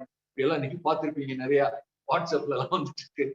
மாணவர்கள் படிக்கின்ற படிப்புக்கு வேலை இல்லை என்றால், எங்கு வேலை இருக்கிறதோ அங்கே சென்று வேலை செய்ய வேண்டியதுதானே. 4 ஆண்டுகள் இன்ஜினியரிங் படித்துக்கிட்டோம் என்பதற்காக நம்முடைய ரத்தத்துக்குள்ளெல்லாம் இன்ஜினியரிங் ஓடுகிறது என்று சொல்ல முடியாது. நமக்கு எந்த தொழில் லாகவமாக இருக்கிறதோ, எந்த தொழிலில் பொருள் ஈட்ட முடியுமோ அந்த தொழிலை நோக்கி செய்ய வேண்டும் என்கின்ற வேகம் இருக்க வேண்டும். இப்பொழுது ஒரு மிகப்பெரிய ஒரு சங்கடப்பட வேண்டியதும் மனத்துக்கு வருத்தத்தை அளிக்கக்கூடிய ஒரு சூழ்நிலை இந்த கோவை, திருப்பூர் பகுதிகளிலே நடந்து கொண்டிருக்கிறது. உண்மையை சொல்லுகிறேன் நான். எத்தனை நண்பர்களுக்கு தெரியும் என்று தெரியவில்லை. கலைக்கல்லூரிகளிலே, பொறியியல் கல்லூரிகளிலே பட்டத்தை வாங்கிவிட்டு பணிக்கு செல்லக்கூடிய தகுதியை தனக்குள் வளர்த்துக் கொள்ளாதவர்கள் எல்லாம் இன்றைக்கு கிராமத்தில் 2 ஏக்கர் 4 ஏக்கர் வீட்டு கஷ்டப்பட்டு பெற்றோர்களுக்கு சுமையாக எப்படி இவர்களை கிண்டல் அடிக்கிறார்களோ அப்படி ஊருக்குள் 15, 20, 30, 40 என்று இன்ஜினியர்கள், பட்டதாரிகள் எல்லாம் அவர்களை கட்டிக்கொள்ள எந்த கொங்கையின பெண்ணும் முன்வர மாட்டேங்கிறான். வேலைக்கும் போல படிச்சுட்டு வந்திருக்கிறான், அவன் எந்த பிரயோஜனப்பட மாட்டாங்க. ஒவ்வொரு கிராமத்திலும் அத்தனை கொங்கு இளைஞர்கள் கல்யாணம் இல்லாமல் இருக்காங்க. நீங்க வேண்டுமானால் விசாரித்து பாருங்கள். ஒவ்வொரு கிராமத்தில் அவர்கள் எல்லாருமே படித்தவர்கள். அந்த படித்தவர்கள் எல்லாம் அங்கே இருக்கின்ற மரத்தடியிலே தூங்கிக் கொண்டிருக்கின்றார்கள். நாம் நார்த் இந்தியாவில் இருந்து ஆட்களை விவசாயம் செய்து கொண்டிருக்கிறோம். மாணவர்களினுடைய, இளைஞர்களுடைய மனநிலை மாற வேண்டும். அந்த மனநிலையை மாற்றுவதற்கு பெற்றோர்களும் அவர்கள் எங்கே படிக்கிறார்களோ அந்த கல்லூரிகளும் தான் செய்ய வேண்டும். எல்லோரும் சொல்லுவார்களே, நாம் திருத்தவில்லை என்றால் இந்த நாடு அவர்களை திருத்தி விடும். அப்படி அவர்களை கூடுமானவரை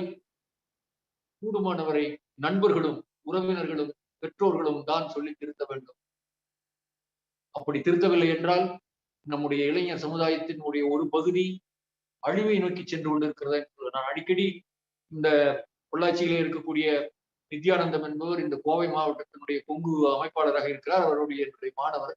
அவரிடம் நான் நிறைய இந்த ஸ்டாட்டிஸ்டிக்ஸ் எல்லாம் கேட்டு வாங்குவேன். என்ன what these our people are doing after completing their degree or diploma in arts, science or engineering கேட்டா ஒவ்வொரு ஊர்லயும் இப்படி எல்லாம் இருக்குதுங்கன்னு சொல்லுவாரு. அதை கேட்கும்போது வருத்தமாக இருக்கிறது. இந்த விழிப்புணர்வு வரவில்லை அந்த மாணவர்கள். எகைன் அவங்க என்ன பண்றாங்கன்னா, they want to live in a lazy zone. அதுதான் பிரச்சனைங்க. ஸோ படிப்பு எதை படித்தாலும் எதிர்காலம் உண்டு. எந்த என்ஜினியரிங் படித்தாலும் திருப்ப நான் அதே சொல்ல, உழைக்கிறதுக்கு தயாராக இருந்தான்னா அவனுக்கு வேலை இல்லை. He can win the race. உழைப்பே உயர்வு தரும். எந்த படிப்பானாலும் வேலை செய்வதற்கு தயாராக இருந்தால் அந்த ஃபீல்ட் ஒர்க்கர் அப்படிங்கிற ஆப்ஷன் அவங்க சூஸ் பண்ண கண்டிப்பாக வெற்றி பெற முடியும் அப்படின்ற அவருடைய ஒரு அனுபவத்தின் வாயிலாக தெளிவான ஒரு விஷயத்தை பயன்படுத்திருக்காரு. அடுத்தடுத்து நிறைய கேள்விகள் கேட்ட நம்ம சொந்தங்கள் வந்து அந்த கேள்விக்கும் நிறைய பதில்கள் இன்றைய சிறப்பு இருக்காரு. ஒரு முக்கியமான ஒரு கேள்வி ஒரு தொழிலதிபர் கேட்டிருக்காருங்க. கற்றல் எந்த வயது வரை? நான் வந்து தொழிலதிபராக இருக்கிற காரணத்தினால எனக்கு தொழில கான்சென்ட்ரேட் பண்ண முடிய அந்த டைமை தவிர எனக்கு வந்து படிக்கிறதுக்கு டைம் கிடைக்கல. ஸோ எந்த வயது வரைக்கும் படிக்கலாம் அப்படிங்கிற ஒரு கேள்வி கேட்டிருக்காரு. உங்களுடைய ஆலோசனை இன்னொரு தடவை ரிப்பீட் பண்ணுங்க. சரியா கேள்வி. ஓகே. கற்றல் எந்த வயது வரை, எந்த வயது வரைக்கும் நம்ம கற்றுக்கொண்டே இருக்க வேண்டும்? நான் தொழில் செஞ்சு கொண்டிருக்கிற காரணத்தினால எனக்கு தொழில்ல நேரம் செலவிடவே போதுமான டைம் அதுலயே போயிருது. எனக்கு படிக்கணும்னு விருப்பம் இருந்தா கூட நான் தொழில் செஞ்சு கொண்டிருக்கும் பொழுது படிக்க முடியறதில்லை. அதனால எந்த வயது வரைக்கும் கற்றுக்கொள்ளலாம்? எப்படி தொழில் செய்யும் பொழுது நம்ம கற்றுக்கொள்வதற்கு நேரத்தை ஒதுக்கிவிட வேண்டும் அப்படின்ற மாதிரி ஒரு கேள்வி கேட்கிறேன். தொழிலில் இருந்து கொண்டே கற்றுக்கொள்வது.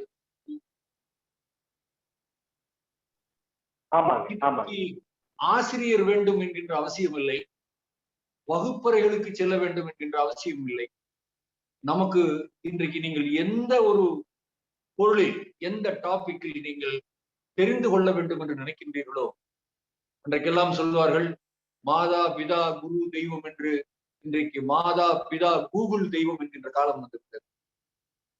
எதை வேண்டுமானாலும் கற்றுக்கொள்ள முடியும். ஸ்மார்ட் போர்டு இருக்கிறது, சாப்ட்வேர்ஸ் இருக்கிறது. கூகுளுக்குள் நுழைந்தால் நீங்கள் எதையெல்லாம் கற்க வேண்டும் என்று நினைக்கின்றீர்களோ இதையெல்லாம் கற்றுக்கொள்ளலாம். ஒன்றே ஒன்று, செல்ஃப் ஸ்டடி என்பது பழக்கப்படுத்திக் கொள்ள வேண்டும். ஆசிரியர் சொல்லிக் கொடுத்தே படித்தவர்கள் நாம படிக்க வேண்டும். நம் புரிந்து கொள்ள வேண்டும். இந்த கூகுளில், அதாவது இதுல போய் நெட்வொர்க்ல போய் உள்ள படிக்கிறது இல்லைங்க. உங்களுக்கு ஏதாவது ஒரு வார்த்தை புரியலைன்னா அந்த வார்த்தை கூட அதுக்கு என்ன அர்த்தம் கேட்கலாம். அந்த வார்த்தைக்கு தமிழ்ல கூட அர்த்தம் என்னன்னு கேட்கலாம். நம்மளே திருப்பி திருப்பி நமக்கு சொல்லிக் கொடுக்கின்ற ஒரு ஆசிரியர் இந்த கூகுள். அதனால anything, whether it is science or medicine or whatever it may be, engineering, எல்லாத்துக்கும் இருக்குங்க. எனிதிங். இப்ப எனக்கெல்லாம் இவ்வளவு புத்தகங்களை எடுத்து படிச்சு அங்க எந்த பயிரால் இருக்குன்னு கண்டுபிடிக்கிறத விட உள்ள தட்டினா உள்ள போனா போதுங்க. படி புரியலைன்னு வச்சுக்கோ. புரியாதது எது? எனக்கு இது புரியல, I am not able to understand this, please explain Tamil அப்படின்னு போட்டா அது தமிழ்ல வருது. என்ன ஒரு மிகப்பெரிய கண்டுபிடிப்பு. அது வந்து நம்ம மாதிரி இருக்கிறவங்களுக்கு நேரம் இல்லை. நேரம் கிடைக்கும் போதுதான் படிக்கணும். நேரம் கிடைக்கும் போது வாத்தியார் வர மாட்டாரு, வகுப்பறைகள் இருக்காது. நம்மளுக்கு எந்நேரம் பெட்ரூம்ல இருந்தாலும் படிக்கலாம், பாத்ரூம்ல இருந்தாலும் படிக்கலாம். இது இருக்கு எல்லா சப்ஜெக்ட்.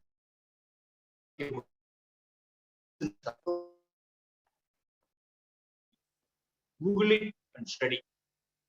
அதுதான் எனக்கு இப்ப சஜஸ்ட் பண்ண முடியுது. நம்மள மாதிரி இருக்கிறவங்க பார்ட் டைம் போக முடியாது, பள்ளிக்கூடம் நோட் எடுத்து ஓட முடியாது. அதனால இதுல படிக்கலாங்க.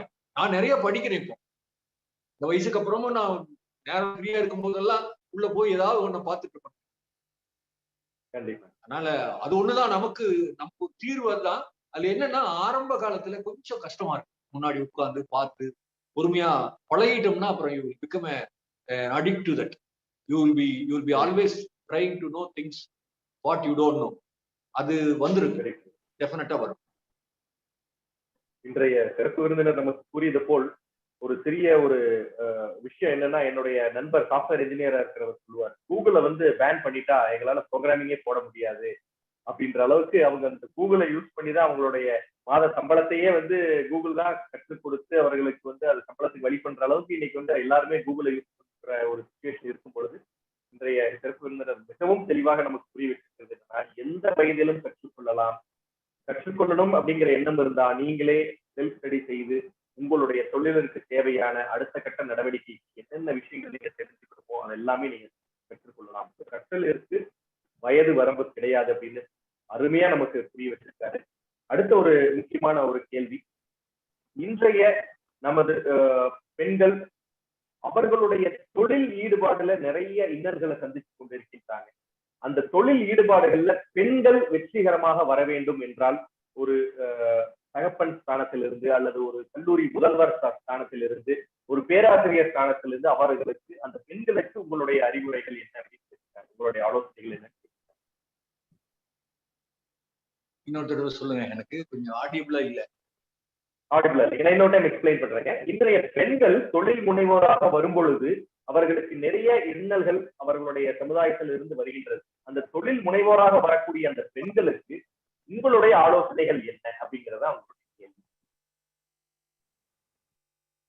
கல்வி, அதாவது ஒரு படிப்பு முடிஞ்ச உடனே நேரடியா ஒரு தொழில் முனைவோரா வர முடியாது.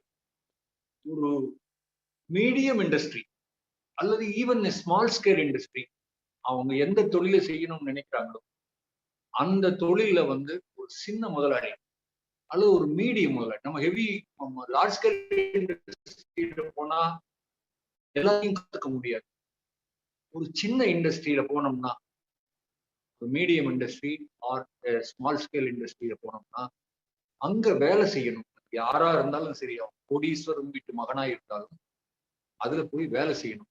வேலை செய்யும் போது ஒரு தொழிலாளி எப்படி வேலை செய்யறான், என்ன ப்ரொடக்ஷன் வருது, பொருளை எப்படி வாங்குறாங்க, என்ன விலைக்கு வாங்குறாங்க, என்ன விலைக்கு விற்கிறாங்க, இதுல அவங்களுடைய உழைப்பு என்ன இருக்கு, மூலதனம் என்ன இருக்கு, இதையெல்லாம் மாதிரி ஒரு மிடில் கிளாஸ் இண்டஸ்ட்ரி அல்லது ஒரு ஸ்மால் ஸ்கேல் இண்டஸ்ட்ரியில மட்டும்தான் கத்துக்க முடியும். ஒரு எக்ஸாம்பிள் சொல்றேன் உங்களுக்கு, டெக்ஸ்மோ இண்டஸ்ட்ரீஸ் ஒரு இண்டஸ்ட்ரி கோயம்புத்தூர்ல ரொம்ப பாப்புலர், உலகம் முழுவதும் மோட்டார் சப்ளை. அந்த டெக்ஸ்மோ இண்டஸ்ட்ரியில வந்து அந்த மேடம் மேனேஜர் நல்லா தெரியும். ஒரு தடவை அவங்க ஒரு சிவில் இன்ஜினியரிங் டவுட்டை கேட்கறதுக்கு என்ன கூப்பிட்டுருந்தாங்க. நான் போனேன், இதெல்லாம் பார்த்துட்டு சுத்திட்டு அப்படியே வரும்போது ஒரு பையன் வந்து ரொம்ப அழகா கலரா இருந்தான். ஒரு காக்கி போட்டு மேலெல்லாம் கை காலெல்லாம் கிரீஸ் அப்படின்னு கேட்டேன். I think he may be a worker, but he seems handsome அப்படின்னு. He is my son. He has completed his MBA in London. இங்க வந்து தொழிலுக்கு வந்து நான் வேலைக்கு போறேன். You have to work 6 months. 3 factory இருக்கு. ஒவ்வொரு ஃபேக்டரியும் 6 மாசத்துக்கு நீ தொழிலாளியா சூப்பர்வைசரா நீ வேலை செய்ய. இந்த வேலை செய்யறதுக்கு நான் உனக்கு சம்பளம் கொடுத்து நீ செலவு பண்ணி. After 1.5 years only, I will make you to sit in the chair. இதுதான் நான் பண்றேன். 2 பையனுக்கு இப்படிதான் பண்ணிட்டு இருக்கேன். அவ்வளவு பெரிய அவங்கனால கண்டிப்பா அவனை மேலோட்டமா சொல்லி பண்ணியிருக்க முடியும். But let him stand on the workshop floor for 8 hours. He will understand what is the pain and strain we are taking to manufacture a product. அதுல அங்க வேலை செய்யக்கூடிய தொழிலாளி எவ்வளவு கஷ்டப்படுறான், அல்லது அந்த தொழிலாளி எப்படி வேலை செய்யறான், இது எல்லாம் கத்துக்கிட்டோம்னா தான் அது எந்த தொழிலா இருந்தாலும் சரி. நீங்க சும்மா ஒரு தேங்காய் வாங்கி விற்கிற மாதிரி இருக்கிறப்ப ஒரு தேங்காய் வியாபாரி கூட 6 மாசம் சுத்தம் எப்படி வாங்குறான், எப்படி விற்கிறான், ஆளுகளை எப்படி மேனேஜ் பண்றான். முதல்ல இந்த field training is very important. இளம் தொழில் முனைவோர்கள் வந்து எடுத்த உடனே தொழிலுக்கு போகக்கூடாது. நான் வந்து ஒரு 2 ஆண்டு காலம் நான் பட்ட கஷ்டம் ரொம்ப ஜாஸ்தி. எங்கிட்ட வந்து 25 மேசன் வேலை செய்வான், 50 கார்பெண்டர் வேலை செய்வான். அவனுக்கெல்லாம் டெய்லி 5 ரூபா சம்பளம், எனக்கு டெய்லி 2.5 ரூபா சம்பளம். I was paid only 75 rupees per month, whereas the carpenter, barbender and mason is paid 150 rupees per month. பொறுமையா வேலை செஞ்சேன், நான் கத்துக்கணும். அந்த மேசன் கிட்டவே கேட்டுவேன், ஒரு யூனிட் கட்டடம், செங்கல் கட்டடம் கட்டணும் எத்தனை கல் வேணும், நம்மளுக்கு காலேஜில் சொல்லி கொடுக்கல. அவன் சொல்லுவான் 1450 கல் இருந்தா கட்டலாங்க. ஒரு யூனிட் காங்கிரீட் போடணும்னா எத்தனை மூட்டை சிமெண்ட் போனா நம்ம கால்குலேட்டர் வச்சு கணக்கு பண்ண 16 மூட்டை சிமெண்ட் இருந்தா ஒரு யூனிட் காங்கிரீட் போடும். So we have to learn. கற்பது என்பது எங்கிருந்து வேண்டுமானாலும் கற்கலாம். அதாவது நிறைய சோர்ஸ்ல இருந்து கத்துக்கிட்டோம்னா சீக்கிரமா நம்ம தொழில் செய்ய ஆரம்பிக்கலாம். அதுல இருக்கக்கூடிய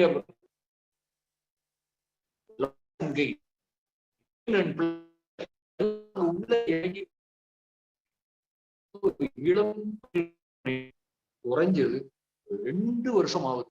அவர்களுடைய வாழ்க்கையில அவங்க என்ன நினைக்கிறாங்கன்னா, இது இந்த பீரியட் வேஸ்டா போகுதுன்னு நினைக்கிறாங்க. இல்லை, அங்கதான் அவங்களுடைய அது உண்மையான ஒரு அனுபவம், அவங்களோட ஃபவுண்டேஷனே அங்கதான் போட முடியும். நல்ல உழைக்கக்கூடிய நல்ல மேல வரக்கூடிய ஒரு கம்பெனி, சின்ன கம்பெனி, 10 பேர் வேலை செய்யற கம்பெனியா சரி, அங்க போய் வேலை பார்க்கணும். What ever may be the industry, civil, electrical, mechanical, electronics, இதுவா இருந்தாலும் சரி. அது அப்படி பண்ணுனா தொழில் முனைவோருக்கு, இளம் தொழில் முனைவோருக்கு அது ஒரு மிகப்பெரிய ஃபவுண்டேஷன் அமையும். நாளைக்கு அவனுக்கு ஒரு சிரமம் வரும்போது கூட right, we have seen that. அதை நம்ம இப்படி சமாளிக்கலாம்னு நினைப்பாங்க. அந்த மாதிரி மிகவும் ஒரு உன்னதமான ஒரு எக்ஸாம்பிள். ஒரு பெண் தொழில் முனைவோராக இருக்கக்கூடியவர் அவருடைய மகனை எந்த விதத்துல அவங்களுக்காக அந்த வேலையை கற்றுக் கொடுத்து பிறகு அவர் வாழ்வில எப்படி அவர் அடுத்த ஸ்டெப் ஆஃப் ஒர்க் எக்ஸிக்யூட் பண்ணணும், நீங்க அடுத்த ஸ்டேஜ் ஆஃப் உங்களுடைய லீடர்ஷிப்ல வரணும்னா நீங்க பேசிக்ல இருந்து வரணும் அப்படிங்கிற அந்த ஒரு உதாரணத்தை நமக்கு மிகவும் புரிய வைத்தவர் இன்றைய சிறப்பு விருந்தினர். நிறைய கேள்விகள் வண்ணம் இருந்தது. நிறைய சொந்தங்களின் கேள்விகளுக்கு இன்றைய சிறப்பு விருந்தினர் அவருடைய பதில நிறைய விஷயங்களை நேர்த்தியாகவும் அவருடைய அனுபவத்தின் வாயிலாகவும் இருந்திருக்கிறார். அவர் கூறியது போல் அவருடைய மாணவர்களாக இருந்த நிறைய சொந்தங்கள் நமக்கு இதற்கு முன்னாடி இருந்த 68 பேச்சாளர்களாக சிறப்பு விருந்தினர்களாக வந்தவர்களிலும் இருந்தனர் என்பது நமக்கு மிகப்பெரிய ஒரு பாக்கியம் தான் சொல்லணும். கேபிஎன் குழுமத்திற்கு அந்த வகையில் சிவராமன் அண்ணாவாகட்டும் அல்லது அவருக்கு உதவியாக இருந்த திரு KPR அவர்களாகட்டும் அல்லது திரு கே ராமசாமி ஐயா அவர்களாக இருக்கட்டும், நிறைய பேர் நமக்கு இதற்கு முன்னாக சிறப்பு விருந்தினர்களாக இருந்து அவர்களுடைய அனுபவத்தையும் நமக்கு தெரியப்படுத்தியிருக்காங்க.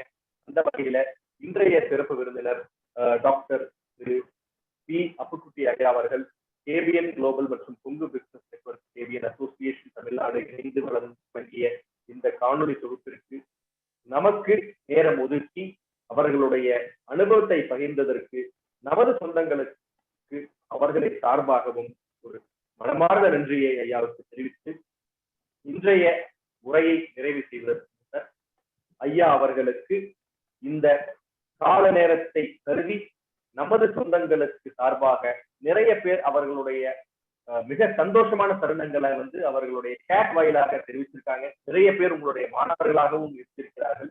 அந்த மாணவர்களுக்கு உங்களை இந்த கேபிஎன் வாயிலாக சந்திப்பதற்கு அவங்களுக்கு இந்த கேபிஎன் வாயிலாக நன்றி தெரிவிச்சிருக்காங்க. ஐயாவை பார்த்ததிலேயே அவர்கள் நிறைய பேர் we are proud to be your student, we are proud to be one of your student அப்படிங்கிற மாதிரி நிறைய விஷயங்கள், நிறைய ஒரு சந்தோஷமான தருணங்கள் அவங்க ஷேர் பண்ணியிருக்கிறது. எங்களுக்கு ஐயாவுடைய விஷயங்கள் எந்த அளவுக்கு அவர்களுடைய வாழ்வில் வெற்றியாளராக மாற்றி இருக்கின்றது, அந்த படிப்பு அந்த கல்வி அறிவு எந்த அளவுக்கு முக்கியம் அப்படிங்கிறத நீங்க உங்களுடைய மாணவர்களுக்கு தெரிவிச்சிருக்கீங்க. எந்த படிப்பு கிடைத்தாலும் வாழ்க்கையில வெற்றி பெறுவதற்கு அந்த ஃபீல்டில் இறங்கி வேலை செய்யக்கூடிய அந்த தருணத்தை நீங்க ஏற்படுத்தி கொண்டால் வாழ்வில் வெற்றி பெற எந்த வகையிலையும் நீங்க தயங்கவே இருக்க வேண்டிய அவசியம் இல்லை. நீங்க கண்டிப்பா ஜெயிக்கலாம் அப்படிங்கிற அந்த ஒரு விஷயங்களை ஒரு கிரேட் மோட்டிவேஷனல் ஸ்பீச்சை நிறைய உங்களுடைய ஸ்டூடெண்ட்ஸ்க்கு கண்டிப்பா கொடுத்துருக்கீங்க அப்படிங்கிற இந்த தருணத்துல அனைத்து சொந்தங்களின் சார்பாக மீண்டும் ஒரு முறை நன்றி கூறி இந்த வாய்ப்பை கேபிஎன் ஏற்படுத்தியதற்கும் நீங்க வந்ததற்கும் மிக மிக சந்தோஷமான ஒரு தருணத்தை நீங்க ஏற்படுத்தியதை நாங்கள் முற்றிலும் ஆமோதித்து விடைபெறுகின்றோம். நன்றி.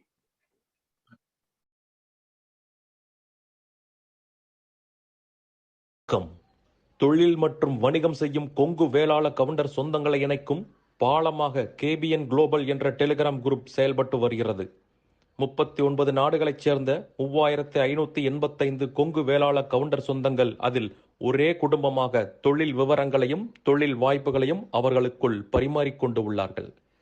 இந்த குழு எந்த ஒரு அரசியல் கட்சியையோ அரசியல் தலைவர்களையோ பின்பற்றாத ஒரு குழுவாகும். நமது சமுதாயத்தின் மேல் அக்கறை கொண்டு முற்றிலும் நம் மக்களின் வர்த்தகத்தை உயர்த்த வேண்டும் என்ற உன்னத நோக்கில் செவ்வனே செயல்பட்டு வருகிறது. KBN என்ற பெயரில் மலேசியா கோலாலம்பூரில் பழனியப்பன் மாரப்பன் அவர்களால் தொடங்கப்பட்டு தற்போது தமிழ்நாட்டில் Kongu business network KBN association என்ற பெயரில் தமிழ்நாடு அரசில் பதிவு செய்யப்பட்டு தொழில் முனையும் கொங்கு சொந்தங்கள் ஆதரவோடு சிறப்புடன் செயல்பட்டு வருகிறது. KBN குளோபல் குழு தவிர வேறு எந்த ஒரு பெயரிலும் வாட்ஸ்அப் குழு, டெலிகிராம் குழு கிடையாது. இது நமது கொங்கு சொந்தங்களின் தொழில் மற்றும் சமுதாய முன்னேற்றத்திற்கு சேவை மனப்பான்மையுடன் உருவாக்கப்பட்ட அரசியல் சார்பற்ற அமைப்பு. இந்த குழுவில் இணைவதற்கு எந்த ஒரு கட்டணமும் கிடையாது. ஒரு சிலர் KBN பெயரை பயன்படுத்தி சந்தா வசூலித்து சுய லாபத்துக்காக குழுக்களை அமைத்துக் கொண்டிருக்கின்றனர். அவ்வாறு செயல்படும் குழுவுக்கும் நமக்கும் எந்த தொடர்பும் கிடையாது. 100 விழுக்காடு தொழில் சம்பந்தப்பட்ட பதிவுகள் மட்டுமே, அதுவும் இலவசமாக, எந்த ஒரு சந்தாவும் இல்லாமல் நம் சொந்தங்கள் அனைவரும் முன்னேற வேண்டும் என்ற உயரிய எண்ணத்தில் பதிவுகளை அனுமதிக்கும் ஓர் உலகளாவிய வர்த்தக குழு, நம் தொழில் அபிவிருத்திக்கு ஏற்ற ஓர் உபயோகமுள்ள ஒரே குழு கேபிஎன் குளோபல் டெலிகிராம் குழு. சொந்தங்களுக்கு இது குறித்து சந்தேகங்கள் இருந்தால் +60 13299144 +6 0 13 2999 144 என்ற அலைபேசி எண்ணில் வாட்ஸ்அப் குறுஞ்செய்தி அனுப்பலாம். நன்றிகளுடன் மலேசியா பழனியப்பன் மாரப்பன் அவர்கள் சார்பாக செழியன் குமாரசாமி. நீங்கள் நமது கொங்கு சொந்தங்கள் வாழ்வில் முன்னேற வேண்டும் என்று விரும்பினால் இந்த தகவலை உங்கள் சொந்தங்களுடன் பகிர்ந்து மகிழ்ந்திட அன்புடன் வேண்டுகிறேன். கேபிஎன் குளோபல் டெலிகிராம் குழுவில் இணைந்து உங்கள் தொழில் வணிக உறவுகளை விரிவுபடுத்தி வளம் பெற வாழ்த்துகிறேன். வணக்கம்.